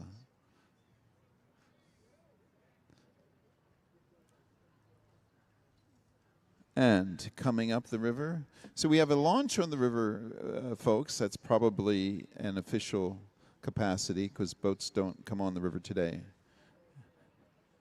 My guess is they may be doing some buoy maintenance. And they go very slowly so as not to create a wake for the racers. Here is 74. Bow 74, Jennifer Clow from Riverfront Recapture, the red boat with the neon uni. Followed by 71. And 71, a little distance behind. That is Elizabeth Chen from CRI. First started sculling about 9 years ago with no prior rowing experience. CBC member Nigel Gallagher was her coach. Oh, really? Nigel from... Well, he's British, but he grew up in Africa, Nigel. Yeah. I've known him since I was 18 years old. Here's number 71. Yeah, so 71 coming by. 77 is behind her Eric, on the buoy line. Eric. Oh. Eric. Yep, trying to stop, avoid. So we got 71, then we got 77.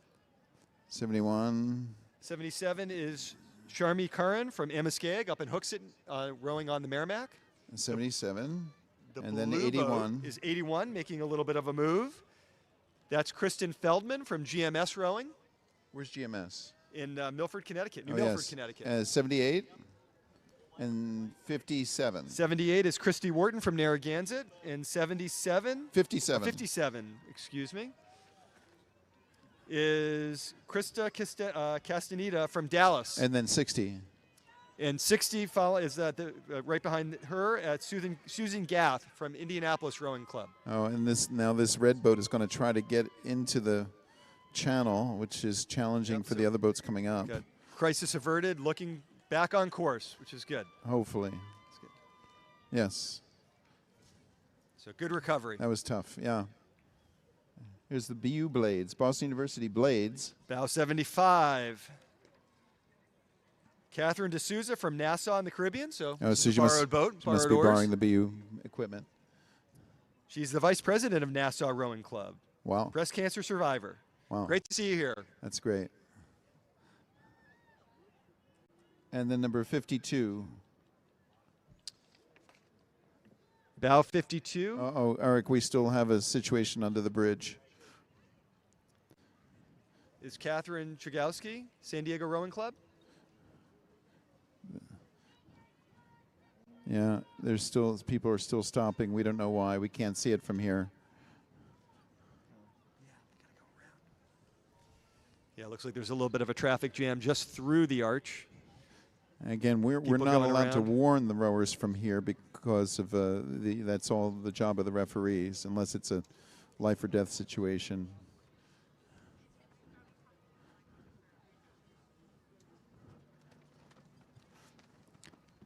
Okay, we have another group coming up. Eric, have you ever been in a collision in the head of the Charles? Thankfully, no. Okay. We've had a few close calls, but I've had some oars clash and some invective mentioned. we try to keep that to a minimum. Right. Keep the. It can get pretty sportsmanship. heated out there, folks. 79, Yeah, and then the green uni of Minneapolis Rowing Club. 84. Ping Wang. 84 behind her, Lisa Pierce, Cambridge Boat Club.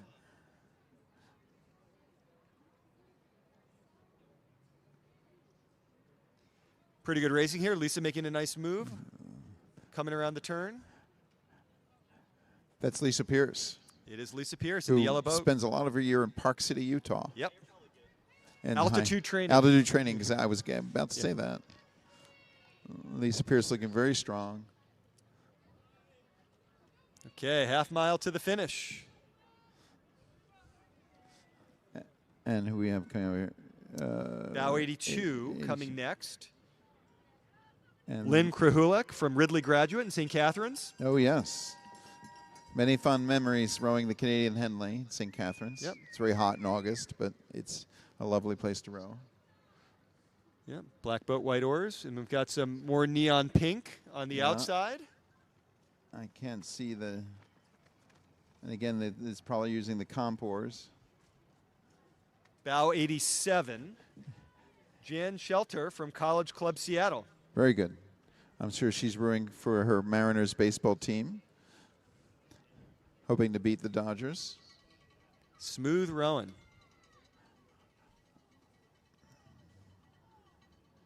And then 83. 83 is Pat Tuz from Saratoga. In this black boat with the yellow trim and yellow oars. Oh, and sorry, Seattle's playing Milwaukee. Dodgers are playing somebody else. Dodgers are playing Milwaukee. Milwaukee.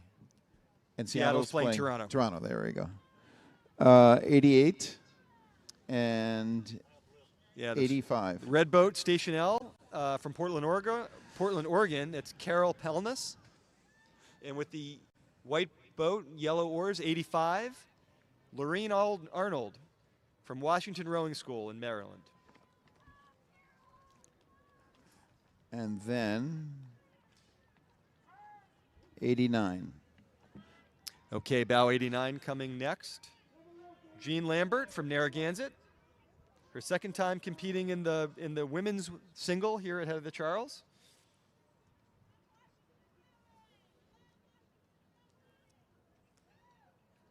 Looking like a solid course.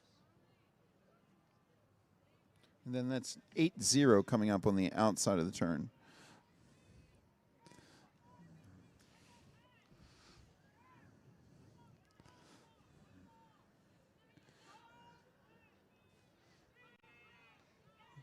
Yeah, so this blue boat, green uni. Margaret Grover from East Bay, Oakland. Kudos to the crowd on the Elliott Bridge. They're doing a great job cheering. That's Yeah. a wonderful crowd up there. Oh, I love the cowbell, too. That's great.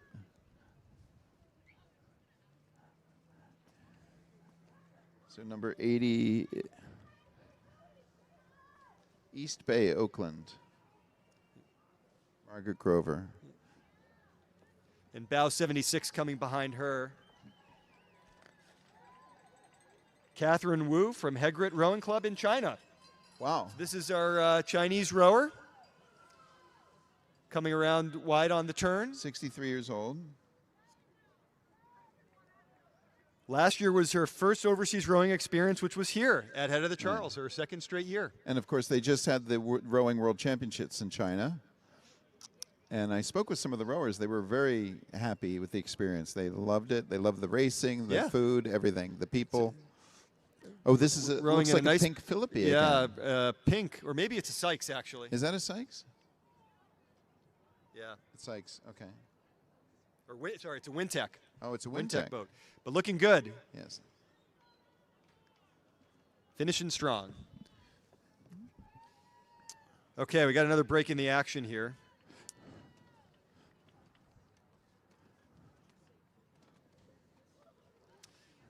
So we mentioned who won the total event in Event 4. Yes. in the 50-plus category. Yes. In the 60-plus category, Maureen Harriman won. So congratulations to Maureen. Where's she from? She is from Whistler, Oh, in Canada. rose all over the place, Right. with a time of 22:59. That's pretty good. Where do you see that? Do I have to go back again for that, for the other category, or you see them both of them here? Should see just go all the way. Okay. Scroll to the top.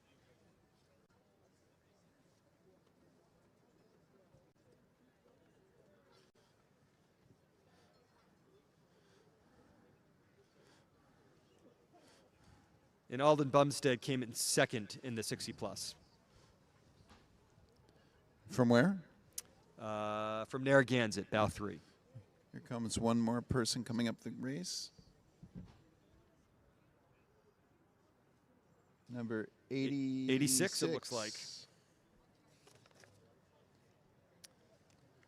Valerie Lester, unaffiliated.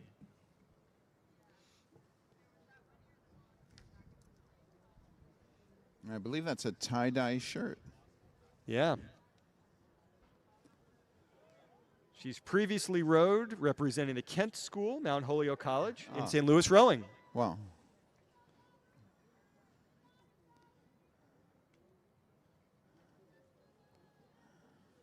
So unaffiliated, but not previously, but Yes. previously affiliated. And there's somebody else coming up. Okay, Valerie, looking good. Is that 89? 39. Yeah, number Yes, about 39. 39. Okay. Michelle Wright from Nereid. From Nereid, New Jersey, yep. She's also a coach, not just a rower, a level certified coach, and is working on becoming a referee. Oh, so very very good. involved in the sport of rowing. That's Very great to good. see. And what's the next race that's coming up, Eric? The next race coming is the women's doubles, masters doubles.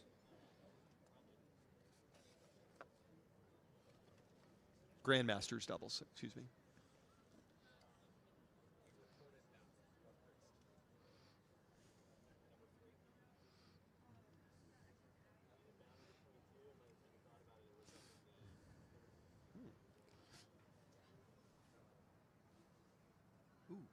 Jen, what happened? I don't know.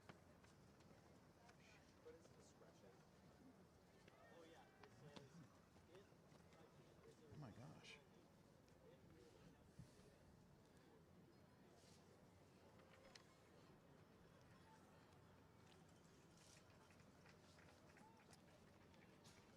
Okay, our last racer in event 4 coming through the bridge now. Let's give her a nice cheer.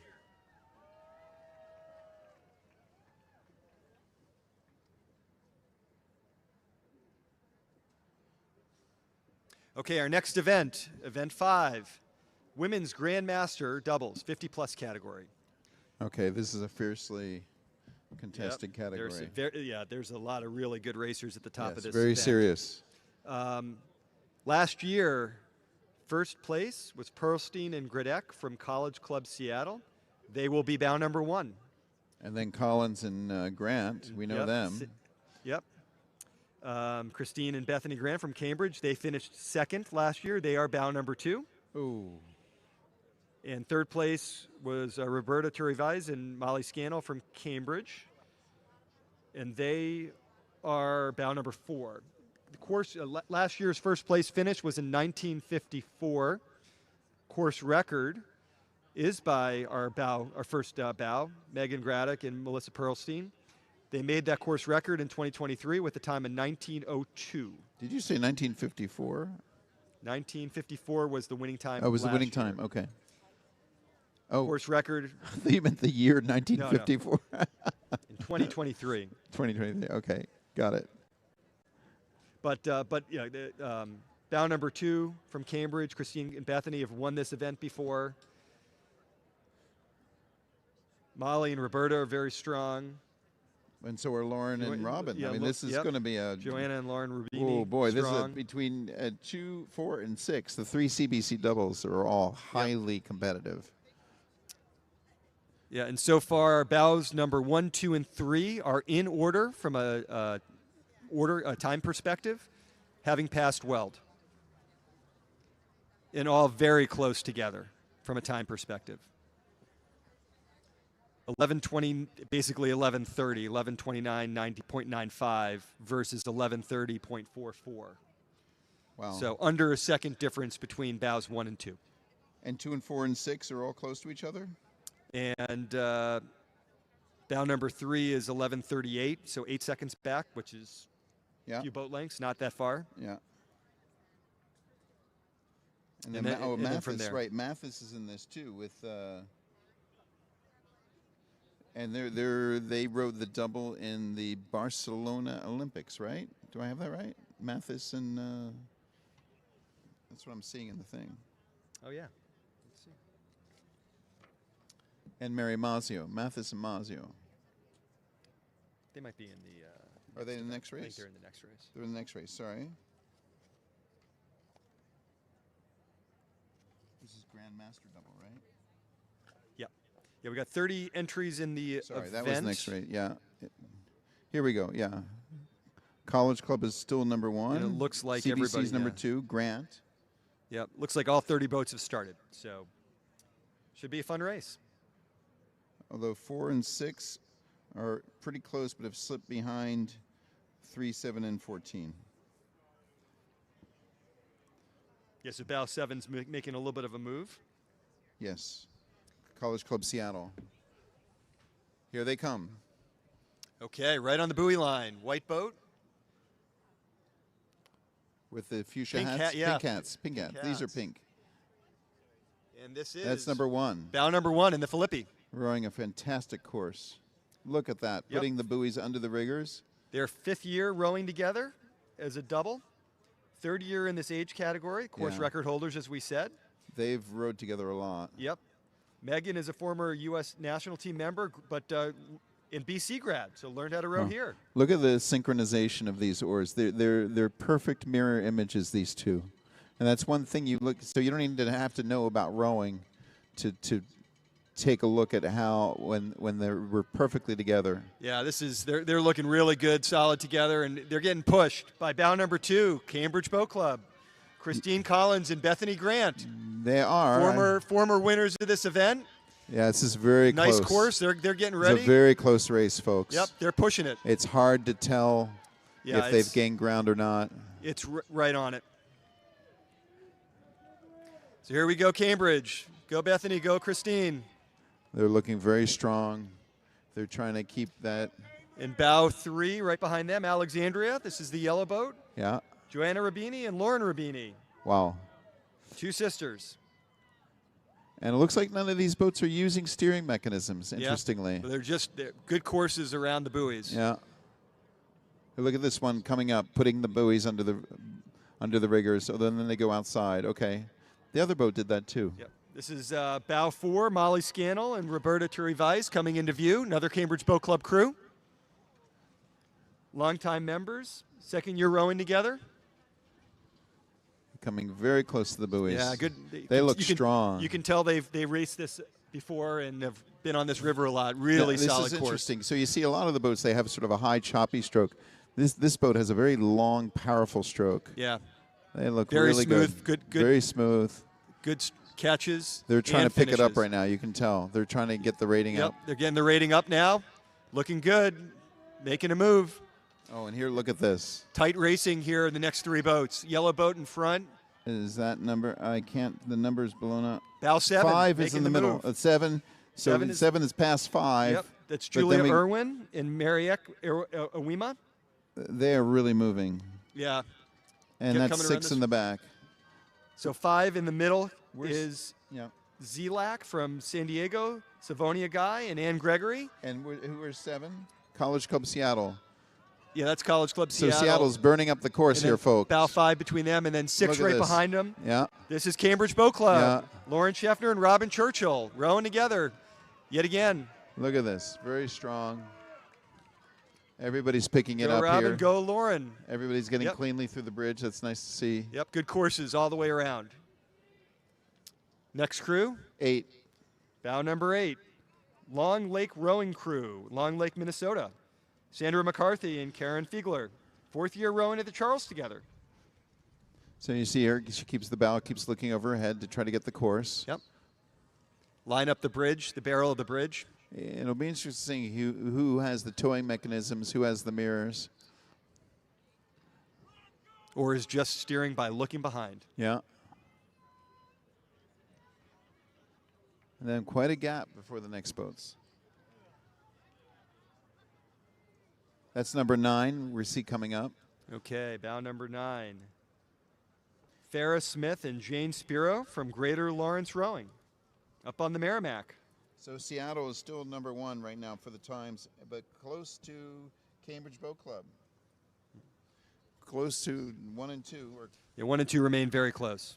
We'll see what the unofficial times are once they pass the finish line, which should be shortly. Then Alexandria so far. And then Cambridge Boat Club number 4 with Torti Vissi. And again, going by the boathouse here is bow number 9, Greater Lawrence Rowing in the gray boat.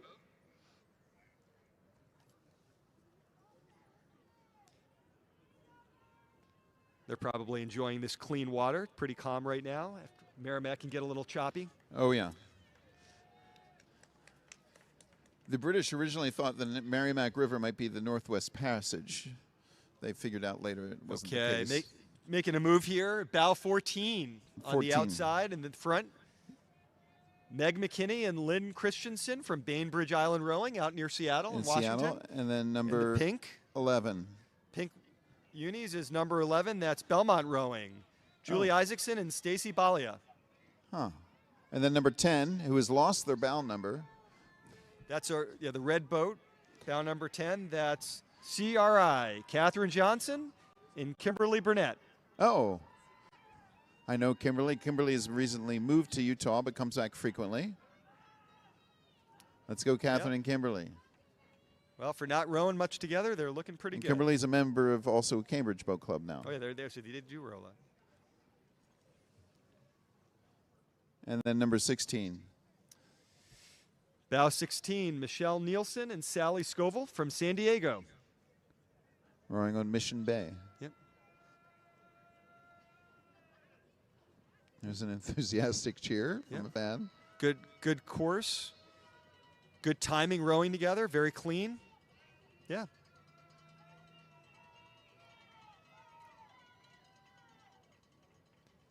Yeah, keeping their stroke rating high, which was not always easy to do 2.5 miles into the race.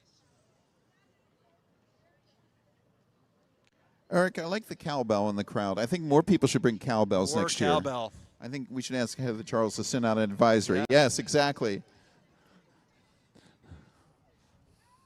Okay, and the pink unis here. 19. Pack. Yeah, bow 19. Susan Schmidt and Hillary Parkhurst from Maritime. Oh, Susan Maritime Schmidt is scholars. a BU alumna. I know Susan Schmidt from years ago.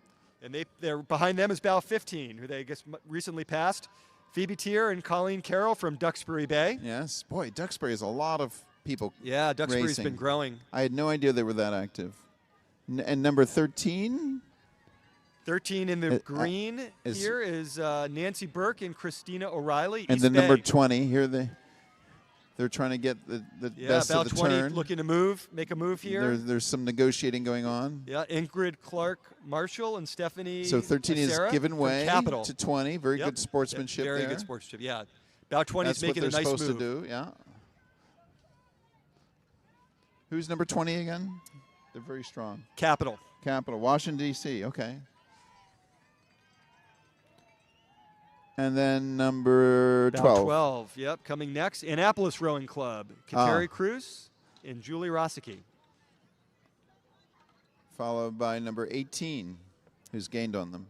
That is CBC. a CBC crew. Monica Davis and Elizabeth DiPietro. Ah. They've been rowing the double out of since 2019 together. But took last year off in the double for the head of the Charles. Now they're back in it. They're very nice. Nice to have them back. Uh-oh. Okay, some- Well, look some at tight this. crews. This is something. What's happening here? Two boats side by side, bow 23 and bow 22. So 23 on the inside, making a move. Well, and then College 17. Yep. What's Oh, what's in the happening 17, here? right. Didn't What's see that. happening here? Bow 17, Lake Las Vegas Rowing. Bow 22 is Cooper River Rowing Club. From And bow number Philadelphia? 23 is College Club Seattle. Sarah Garner and Carrie Skull. 23 is really moving.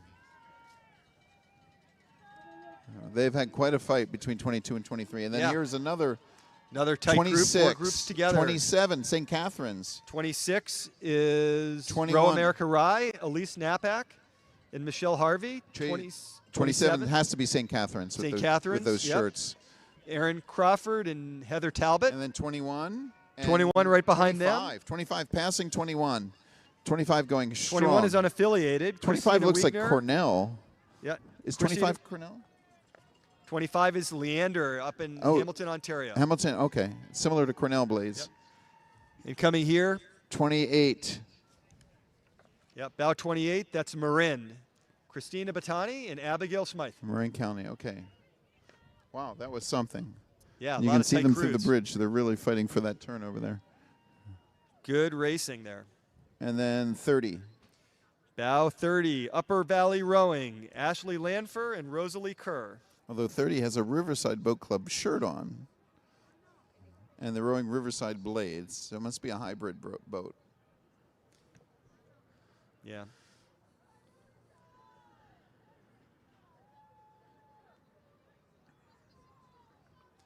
Rosie and Ashley met rowing at Dartmouth.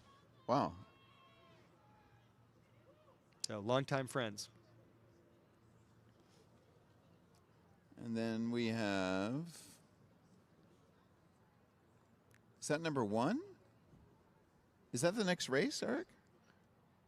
It is the next Oh, race. my golly. Okay, event 6. Wow. This is the women's veterans doubles. 60 plus, 70 plus. We're still waiting for 2 more Wow, racers to come. folks, but this these boat's are really close. moving. Yep. Who is this?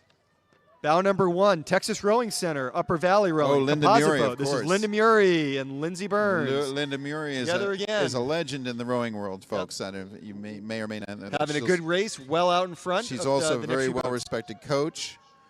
This boat is really moving. Which is Linda in the bow, Eric? I can't tell. Yeah, Linda's in the bow. Yeah. Well, Linda knows this course like the back of her Okay, hand. bow number 3 coming next. Wow. On the inside, unaffiliated, Elizabeth Pratt and Patricia Smith. 3rd year in a row. And then 4. And bow 4, Cambridge Boat Club, Mary Mazzio and Cindy Mathis. Whoa, no, wait. 2. Oh, 2. Sorry, Sorry, bow number my 2. fault. This is the Blood Street Skulls. Candace Fuchs and Charlotte Hollings. Sorry about that. So those 2 boats pretty close together. And then 25, is that Yeah, so possible? 25 this is from the last race. It's from the last race? Okay. This is Leander, Julie Vanny, and Christine Henry from Okay. Hamilton. Excuse me, that's 29. 29, sorry. Rogue Rowing, Ashland, Oregon. Danielle and Jack Kazmarek. Okay. Oh, and this looks like Mathis and Mazzio coming yeah, up. this is their blue. These This are is their the- blue boat. This is the boat they own, the Hudson Blue Boat. They rode the double in Barcelona Olympics. This boat coming up right now. Yep. That's Mazzio in the bow. Mathis is stroking. And I see Bow 5 behind them. 1992 on their shirts. Yeah. Eric, I'm not sure if that's a regular bow number. So yeah. Well, my guess is they're that's the bow year 4. they rode in It the. is. It's the year of the Olympics in It's Barcelona. the year of the Olympics. Number 4. So following up on them is Bow 5, Lincoln Park Boat Club, my who's former giving club. the business to number 4? Fran This- Tewitt and Inga Steckel. This is a Been very close race. very competitive in this event for a number of years. Inga Steckel? And Inga Steckel, and they don't row together much. Otto Steckel, right? I think. Maybe. Yeah, I think she's really the Otto Steckel. Rowing with St. Looking Catherine's good. Blades. Ooh, that's a battle. Very tight yeah, race yeah. there. Mazzio and Mathis are really trying to hold them off. It's going to be a very tough sprint.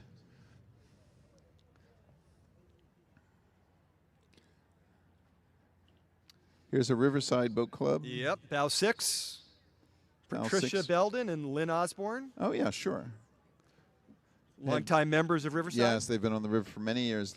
I know both of them. Rowing a Van Dusen double. You don't see as many of those anymore, the Van Dusen doubles. They're being followed by number 7.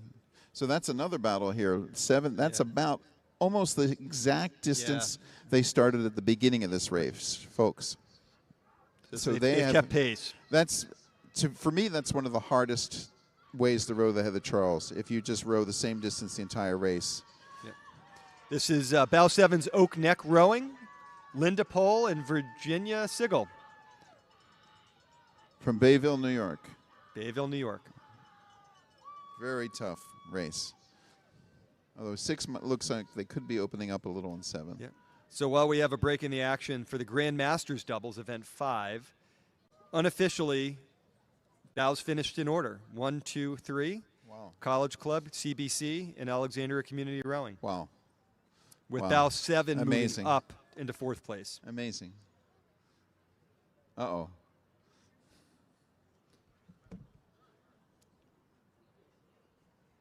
So there's 24 coming up, but then behind 24 is a real battle. So bow 24, this is the last double in the previous event, event 5. This is Min Schumanju and Sue McPherson from Shanghai. Wow. Well, Sue's originally from Canada, but they are. But they live in Shanghai They live now. in Shanghai. I heard it's a very good place to row. Is that what the Worlds were in Shanghai, right? They World were. Championships? They Yeah. were. And she resumed rowing 3 years ago following successful treatment for breast cancer. So great to see That's her great. back on the river. Fantastic. Great job, Sue. And here we got 11 and 14 and 5. Okay, coming up in the black boat behind Sue is Cooper River Rowing Club, Mary Ellen Cuneo and Gina Lober. Yeah. And they're followed By CBC. 14. bow 14, Julia Norton and Cindy Tingle. Oh, yeah. Cindy Yeah. Tingle, Julia. Good friends of mine. They look Yep. very strong. Bow 8 right behind them, Otsego area rowing in Cooperstown, New York. Yes. Laura Kitty and Faith Gay. Speaking of baseball. And then we see Potomac coming behind Here's them. number You can tell from 15. the oars. Potomac bow 15, Carol Dinian and Karen Lyons. And this boat has Looking lost good. both their bow number and their shirt number. We know it's CBC. Oh yeah, this is I'm trying to this recognize is their Mary faces. Farrell and Nina Streetner, bow 9. Mary Farrell, Nina Street. So Yep. that's bow number 9. And then bow 16 behind them in the blue boat. And okay, 16. It's a composite boat, University Barge and White Marsh Boat Club from there's my old boat Philadelphia. club. Let's go UBC. Tight race here, bow 12 and 13. What a race. Look at this. Yeah, side by side. Now here's 13. On the outside is 12. That's Yarmouth Rowing Club, and on the inside is Saratoga. Yarmouth in Canada? Yarmouth in Maine. In Maine. Okay. That's Renee Bowie and Catherine Stockley, and Saratoga's Geraldine Stellato, Wendy McPherson. Now watch for 13 to try to get ahead with a big power 20 to try to get that turn. We'll see if they can do it. Pulling it around Here's number here. 10. This is bow 10. Turning Point from Schuylersville, New York. Sandra Allen and Ellen Sheehan Card. Been teammates since the 90s and enjoying sculling together on the Upper Hudson. They're trying their best to get around there. So on the outside here, There's bow 17. Frisco Rowing Center up in the high altitude, Frisco, Colorado. And they're being passed by 21. College Club Seattle, another College Club double. Yeah, big Nancy turnout Geary from Seattle. And Kathleen Sheehan.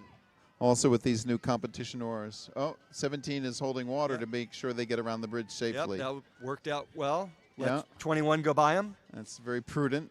Oh, then the other boat's holding water to get around. They're both being very prudent. There must be a little tightness on that maybe on there's that something- abutment.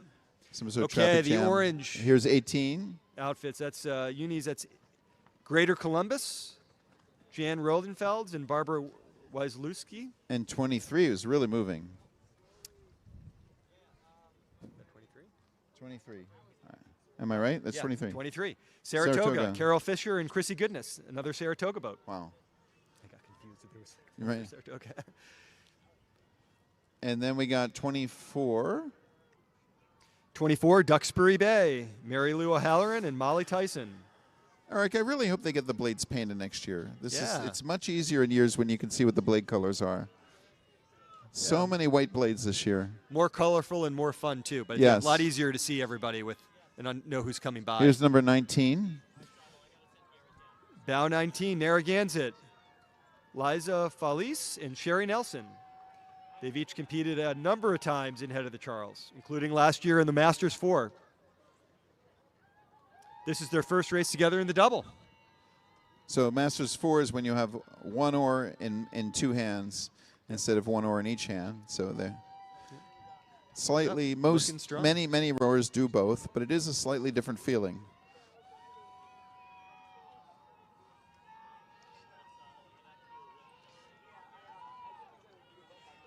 And here we got another battle. 22. Bow 22, that's CRI, Melinda Gray, and, Nikki Sherman. and 20. They're both struggling to get around this big turn here. 22 is past 20. 20 on the outside, that's Quinsigamon Rowing from Worcester, Shrewsbury. Were Paula they- Bellin and Terry Callahan. That's where they have the college Eastern Sprints. Yep. It's a storied venue for rowing. Yes.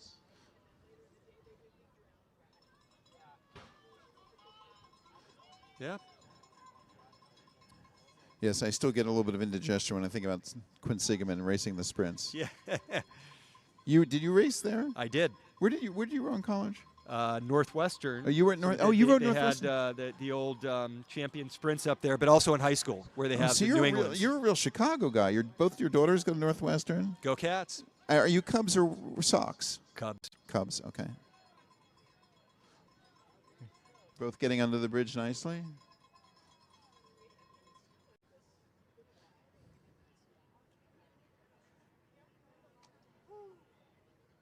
There's one more double coming up. We've got a few more doubles coming up in this event.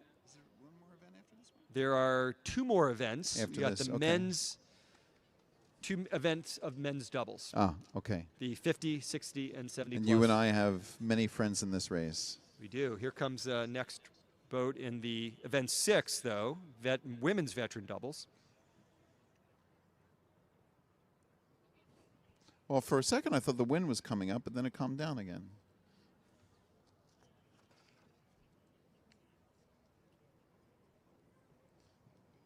So unofficially, this event was won by bow number 3, Elizabeth Pratt and Patricia Smith.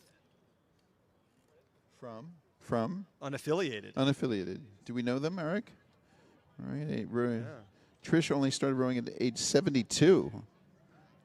Elizabeth rowed in college For the national team from 98 for to Williams. So this is a crew that has a very high difference between ages because it averages out Yes. into the 60s. But 47 Elizabeth and is 77. Wow, Yeah. that's impressive. Yeah.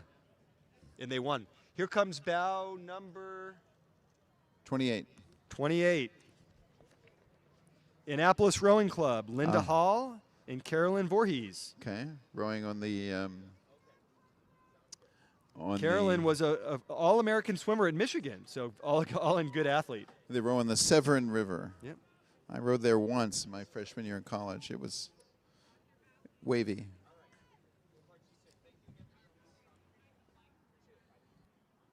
What's happening?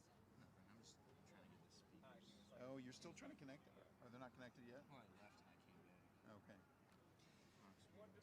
Yeah, So they had an bow 25 coming next from Riverside in the white boat, slightly on the outside. Deb Gerke and Ines Engel. Third time they're racing together in this event. And bow 30. 30, yeah. Yeah, 30's on the inside in the neon green. Chaos from Apex, North Carolina in maritime rowing. So this is a composite crew. I know Apex, North Carolina. Wow. I think there's a reservoir there they row on. Chaos, of course, referring to Yeah. the subatomic theory in Yep. physics. Two pretty good racing side by side here, going through the bridge, keeping appropriate distance so that they don't impede each other. Looking good.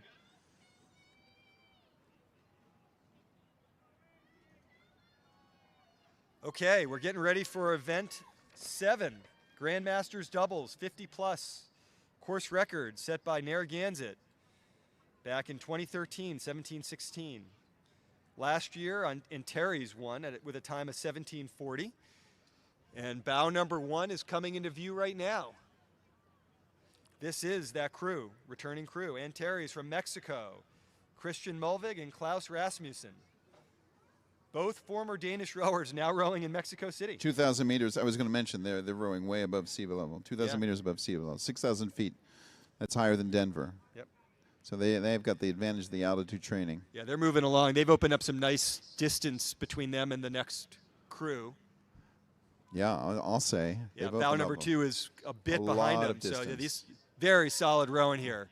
Let's give them a good cheer as they go through the bridge. I would say they more or less have tripled their distance from the start. Yeah, they're really nice stroke rating, good clean rowing, looking good. And this is Mexico City? Mexico City. Yeah. Okay, next crew, bow 2, City of Cambridge in Robs. This is a composite crew. Guy Blanchard and Christopher Ware. Okay. Returning for another go. Uh-oh. And we got a little bit of a crisscross over there with Potomac. Potomac is 3. Potomac going ahead of 29. So this is, Potomac, Mark Wads, and Stephen Titus. Third head of the Charles together in the double. So 29 must be from the last race, Yeah, I'm that thinking. must be from the last race. But bow 3 looking pretty good in all red.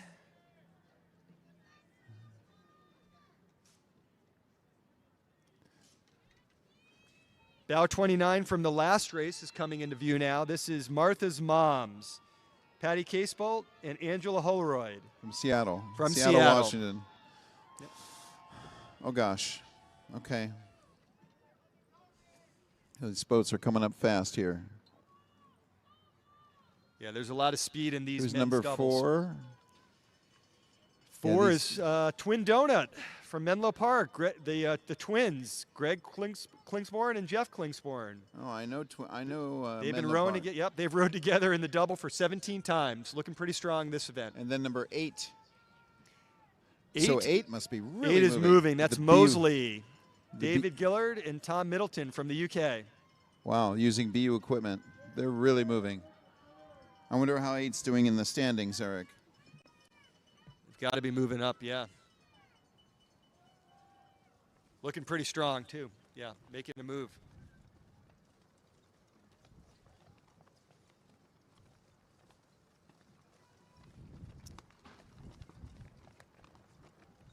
Yeah, they're right up. Bow number 8 is right up through well, the same times as the boats ahead of them. Right now I'm showing 1, 2, 3 in the standings. Oh, and then 8. So it's 1, 2, 3, 8. Yeah. So yeah, 8 is doing very well. But They're if in you take a 4th look at their place. time, they should be in third or in third by not much. Yeah. Okay, bow number 5 coming here. Mulheimer rowing from Mulheim, Hessen in Germany. James Beasley and Christian Thomas. Wow.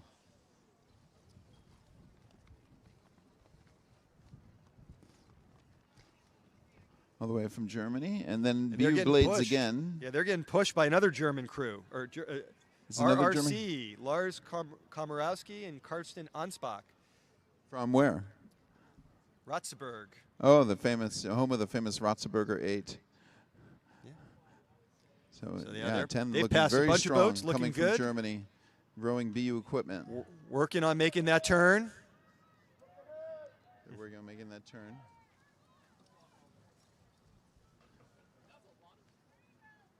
And then number 6 and 7. 6 is Texas Rowing Center from Austin, Texas. Eric Cornett and Scott Bolton. And rowing almost the same Yep. distance they started with. And 7's coming up. That's an Irish crew, tribesmen from Galway. Patrick Boyle and Kevin Boyle, the Boyle brothers, Wow. separated by 10 years and Oh, wow. 10,000 kilometers. So Wow. Patrick's 58 and Kevin's 49. Oh, look at this Cambridge boat really moving. 11. Yep. They are blistering. They're So rowing 11, higher this rating. is some of my rowing compatriots, Matt Collins and Xander Packard from CBC. They're overrating all the other boats we've seen so far. They they're look like they're at 31 or Strong something. crew. Wouldn't you say that's about a 31? Looking good. They're looking great. Then number 15. got caught up 15 a is little Palm bit. Beach. Jonathan Moss and Kevin McDermott. I'm curious to see how 11 does in the standings. They look really good. Now, Palm Beach had 12. a little A little, hang up with the buoys, Right. but back on track and Oh. getting that rating up, ready to go for the sprint. a little contretemps with the buoys. Yep, bow 12 now in front of us. Undine, David He's Rhodes. Undine from and Philadelphia. Thomas Ibsen, yep.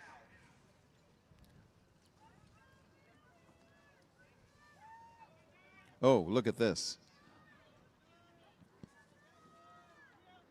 So we got one remaining crew 16 from the event before. is coming up. Yeah, 26 in the light, the neon pink. They're staying out of the Oh, way. here's 26, yeah, from the previous race. So on the buoy line is who? 16. 16. On the buoy line. CRI, Jeff Nelson and Kevin Dutt. But we got other people rowing hard coming after them. Kevin and Jeff have done a lot of rowing in the doubles together. There's 21 in the middle, 13 on the outside. Okay.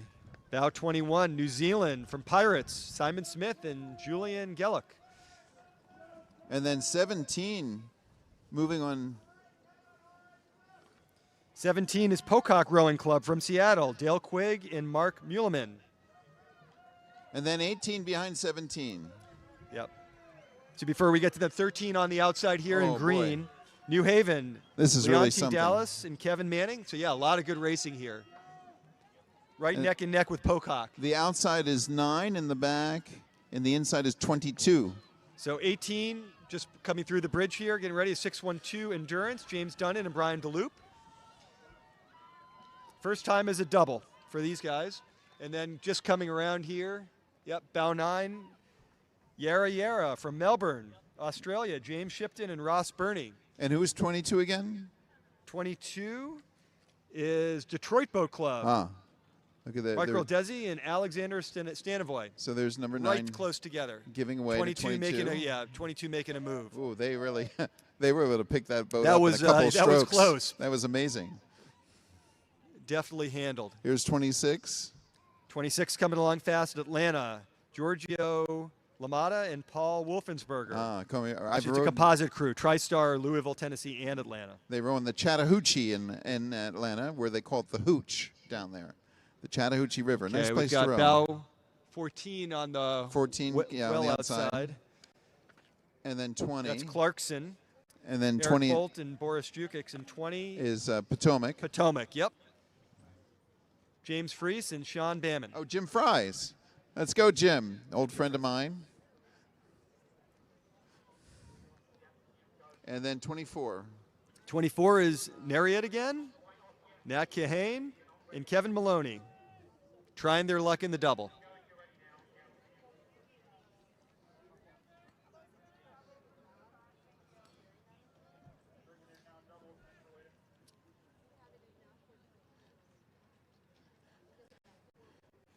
And then we got 25. 25, that's Duxbury Bay Maritime. Again, Duxbury. Yeah, another Duxbury Bay crew. Benoit Destinevis and Daniel Newman. I have to go down and see this club. This must be quite a club in Duxbury. Yeah. First year rowing together.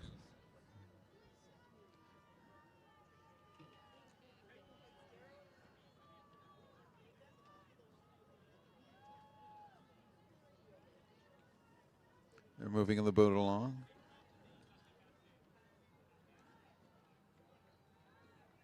And 27. 27. Cambridge, Ontario crew. Robert Weinhardt and William Percival.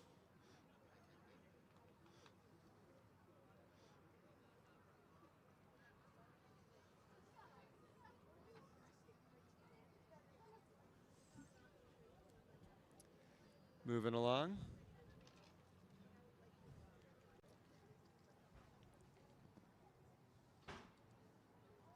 Number 1. Well, bow number 28 is on the outside. That's Rio Salado, David Peters, and Brandon Willey. That's from Tempe, Arizona. And then one is from the next race, One is from the next race. which And is then the men's veteran doubles, 60 plus, 70 plus. who have put a lot of space between them and the Yeah, next bow boats. number 1, this is the winning crew from last year. John Tunnicliffe and Michael Tata. Oh, yes. These guys are well known. Dr. Michael Tata, both well-known rowers, Tunnicliffe and Tata. Won the event last year, second place 2 years before. So Yeah, they've got these a guys lot are of very wins. Former national team members. These guys are very good. They obviously know the course, too. That's Yeah, Tata and stroking. again, bow 28 from the previous event behind them. And then we got 2. That's College Club Seattle, another College Club Seattle double. This is 2 for the and men, though. 3. So again, this is the veteran 60s, 70s double. Yep. And this is 2 and Noank is bow number 3. College Club crew is Matthew Bierry and Roy Colvin. They finished second last year. And then Noank, Dale Hoxie, and Tom Stoudemire, they finished third last We year. got So 1, 2, 3. Number 19 from the previous race, right? Not clear what's happening there. Yeah, bow Not clear at 19 all. from the previous race. 19 from the previous race. That's Westford Community Rowing in Westford, Mass. David Laws and Jonathan Raychek. Right. And they've got this other Moving double. over to let some of the other crews by. Yeah, number 4 bearing down on them. By bow 4 is a UK crew, Wimbledon. Oh. Stuart Harries and Adrian Theed. Oh, now see this boat has a tow, Eric. See the steering mechanism Yeah, on the yep. on the stern of the boat? Yeah, Riverside boat, or they're using Riverside oars at In least. the Riverside boat, yeah. So the British have chosen to use the steering mechanism. The blue boat coming into view here, bow 6. Cambridge, Dan Goriaran and Michael Smith have won the Charles together in the Masters double 16 times. That's a Van Dusen. It looks like a brand new Van Dusen. You don't see many new Van Dusens. That looks like one. Looking really great. And Mike, then Mike was diagnosed with Parkinson's 2 years ago, but hasn't stopped him. So good job. thank getting back in the goodness. boat. Thank goodness. That's great. And number 5, Cambridge Boat Club. Dan Chernoff and Russ Murphy Oh. back for another year. Our old friends, Yep, rowing together since the 80s. both veterans of the lightweight national team. Dan Chernoff and Russ Murphy. Yep. Dan, famous radiologist from Saratoga.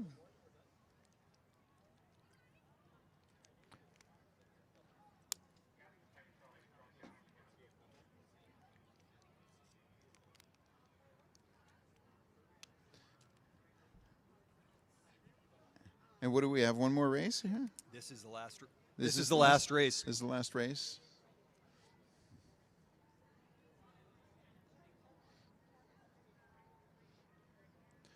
So we're just waiting to see if any more boats come up. Oh, I see a boat.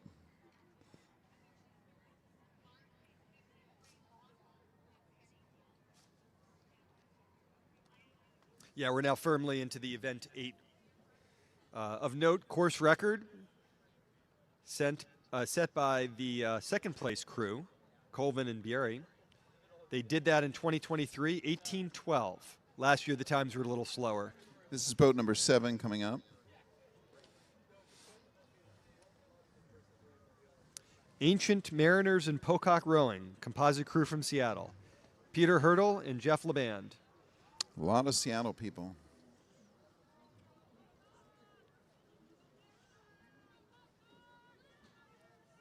And that's boat number 8.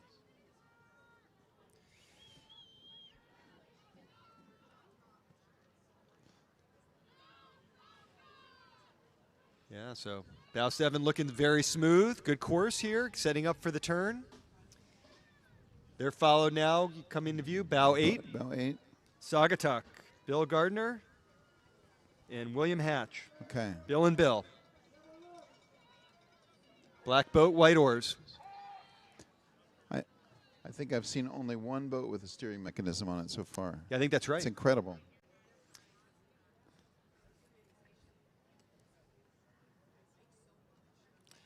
Number 9, community rowing. Yeah, but Alexandria and Capital Crew, they must be Oh, they're borrowing a boat in community oars. rowing boats. Oh, they're wearing community Jaime rowing Rubini shirts. and Michael Arnold. And then number 16, who's gained a lot of ground. 16, Greater Lawrence Rowing, Paul Doe and David Skook. Wow. 16 really moving along. Yeah, very strong performance. And now we got a whole group coming up here. This is number 10.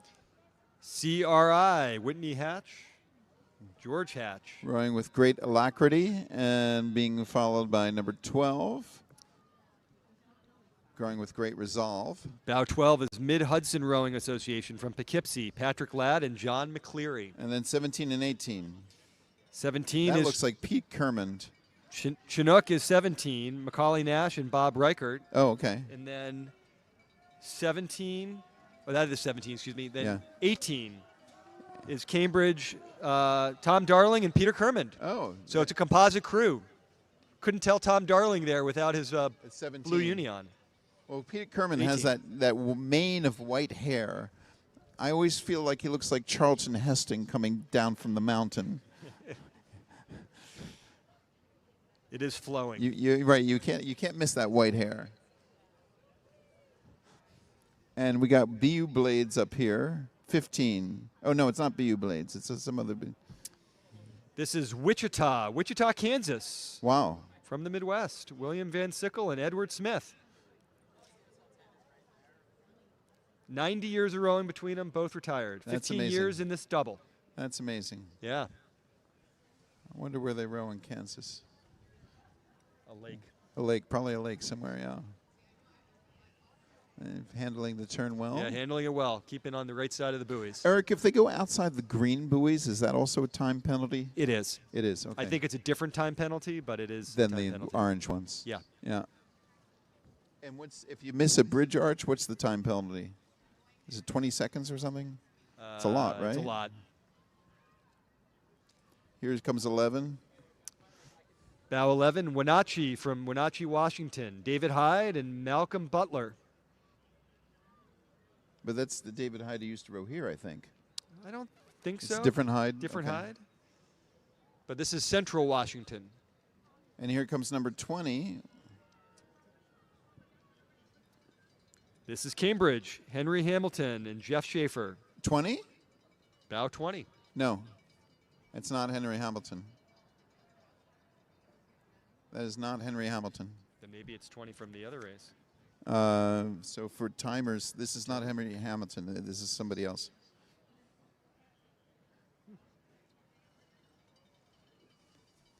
So maybe it's misprint or something. 22. 22, Upper Yarra, Melbourne, Victoria. Paul Bridgeford and Alexander Marshall. In a borrowed Cambridge Boat Club this boat. is wrong. This is Wrong? John Saxelby and John Lambert. Oh, so this is... What are we on a different? Are we on the wrong page? No, they're supposed to be about 23. Okay, so this is 20. John squared. Yeah. So 23 is 22 timers. There's a mix-up with the boats. And now this 23, we don't know who this is I'm because guessing this is Upper Yarra. this is probably Upper Yarra. Or it could be San Diego rowing. Actually, Oh, that maybe looks like San Diego maybe rowing San Diego. blades. Okay. Is Sorry about is that, Patrice? folks. Is that Patrice? Yeah, it Yeah, looks it's like Patrice in the bow. Yeah. So that is San That's Diego Patrice Rowing Club. Ryu, our good friend rowing in the bow. So that's San Yep. Diego. Patrice and Tracy Summer.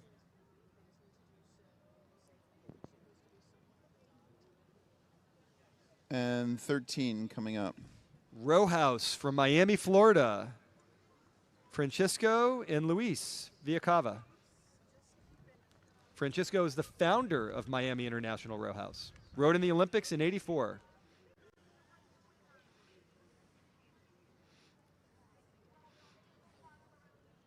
Here's Mazio Mathis returning Yep. from their intrepid journey.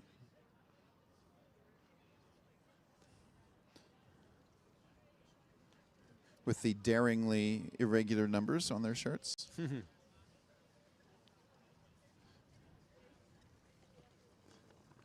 That's 13 passing by. Yep. Crew from Miami looking good. Miami. Okay. Oh, and who's this? 19. Bow 19, Atlanta. Dan Van Dresser and William Van Dresser.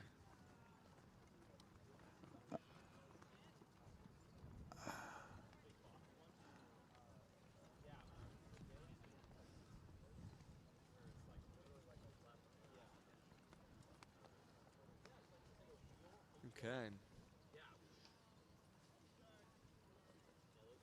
No, timers. Nice smooth rowing. Timers, this is also wrong. This is the Henry Hamilton boat. 19 is the Henry Hamilton boat, timers. So we've got a few So this mixed up is- numbers here. This is Henry Hamilton and Jeff Schaefer, Yeah. Cambridge Boat Club members. Henry's raced in every single. They've raced a single in the first head of the Charles as well. Won the single 8 times.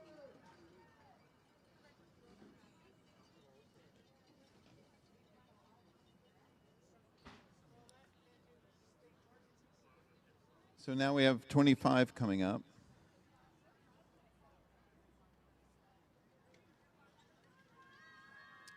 And I think this is probably wrong. I think it's actually the 26 crew. Racing is 25. This looks like this is a Yeah, Cambridge this is Boat Club Gefter. crew. This is Malcolm Gefter Yeah. and Oleg Simonovsky. All right. So this is it's boat number 25, but in our book they show it as 26 timers. Yep.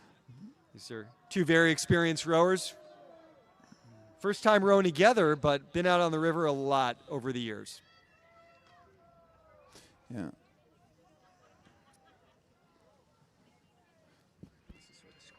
Looking good. Yeah. Looking good. Yeah. Malcolm's usual rowing partner in this event, unfortunately, was in a tragic speedboat accident. So this is his new partner this year, and they look like they're doing great. This is 24, but I'm thinking it's the 25. Okay, we're showing number 24 in the bow, but we think it's the crew listed in our book as Saugatuck. Yeah, this is not San Diego. San Diego. Difficult to tell for sure because they don't have their oars painted, as you pointed out. Yeah, so many boats don't have their oars painted. But assuming it's Saugatuck, it's Bart Pasternak and John Everett. Maybe the HOCR could do a little tiny, like 5-second something sanction for unpainted oars next year. I mean, this year So- I guess you can forgive because everybody's Yeah. getting new oars. So this is one of the most senior crews. Bart's 86 and John's 85. So Wow. average over 85. But it Great does job getting down the course. it does make it harder for the audience and the announcers if the oars aren't painted, because with painted oars you can see them from a great distance.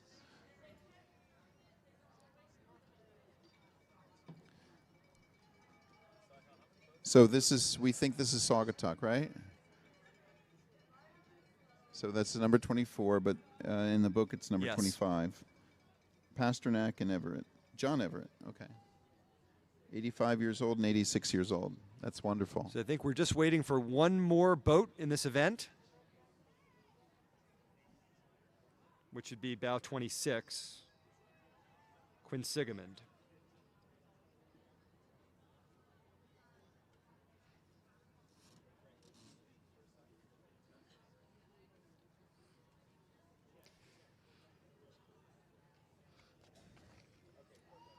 Unofficial results in this race, Yes. the veterans doubles.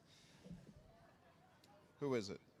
Bow number 6, Dan Goriaran and Michael Smith Dan Gorian. coming from behind in beating bow number 1, Toda and Tunnicliffe, by Ooh. 0.4. Ooh, this is a big upset. 4 Wow. tenths of a second. That's big very news. close. Yeah. Bow 3 came in third, and bow 2 second. I'm sure Tunnicliffe and Tata felt that they owned this race. This is a big upset. Wow. I wonder if they even know at this point. They might not even know yet because they're rowing yeah, back. Very close. Very close timing between the two. Amazing. And what were the two numbers? Tunnicliffe and Tata were what number? Bow number 1. Okay.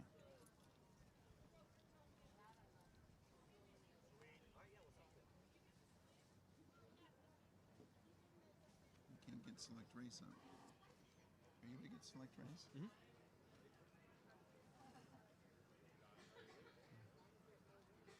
And it looks like in the veteran legacy category, which I'm guessing is the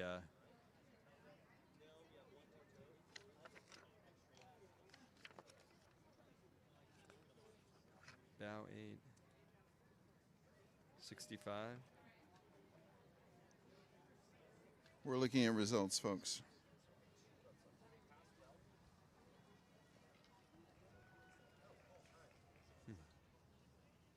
Select race. Select race. I'm actually not sure what the veteran legacy category means. No, neither are.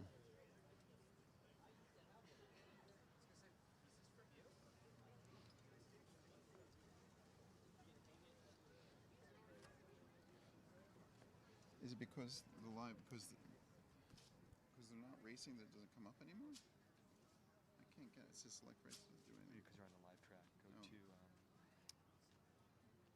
Progress. progress. There it is. Thank you.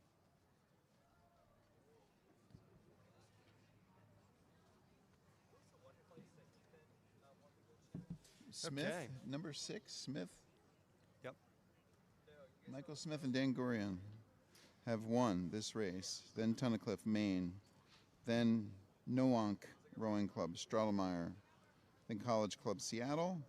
And then Wimbledon, Theed. Wow. 0.45 seconds versus 0.8 seconds, 0.3 of a second. Amazing.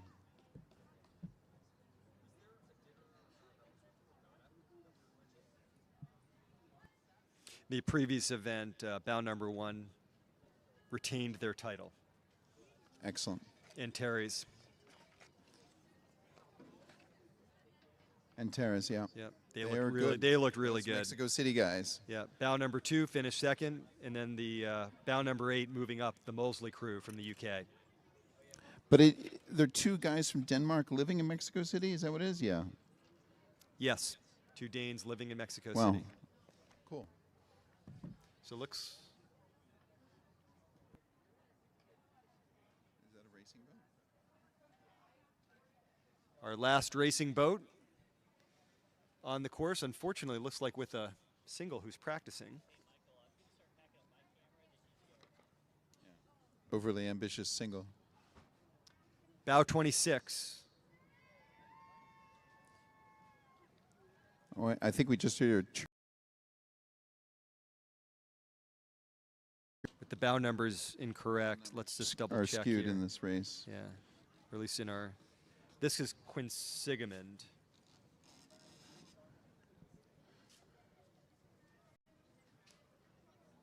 Where even are they?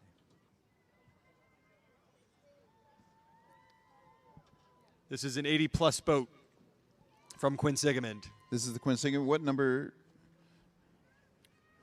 Take a look. Is it right on here? Yeah. Oh, so it's wrong on the boat. Yeah. It's right on here. Yeah. 26. D Wales, Quinsigamond Boat Club. And they're making their way. Okay. So the number, we discovered the numbers are right on the app. It's just in our boat, in our book here. Our announcer's book, they're mixed up. Here we go, guys. Finish strong.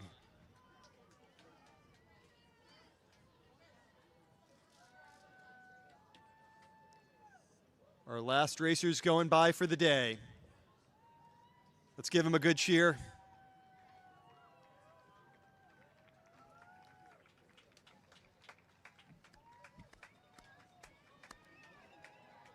Were they on here? Are they on here? Yeah, no, we're all done. Okay. That's it. Well, where's Quinsigamond on here? They aren't. Oh, they are? Okay. It's weird. Okay. I haven't had that one happen before. No.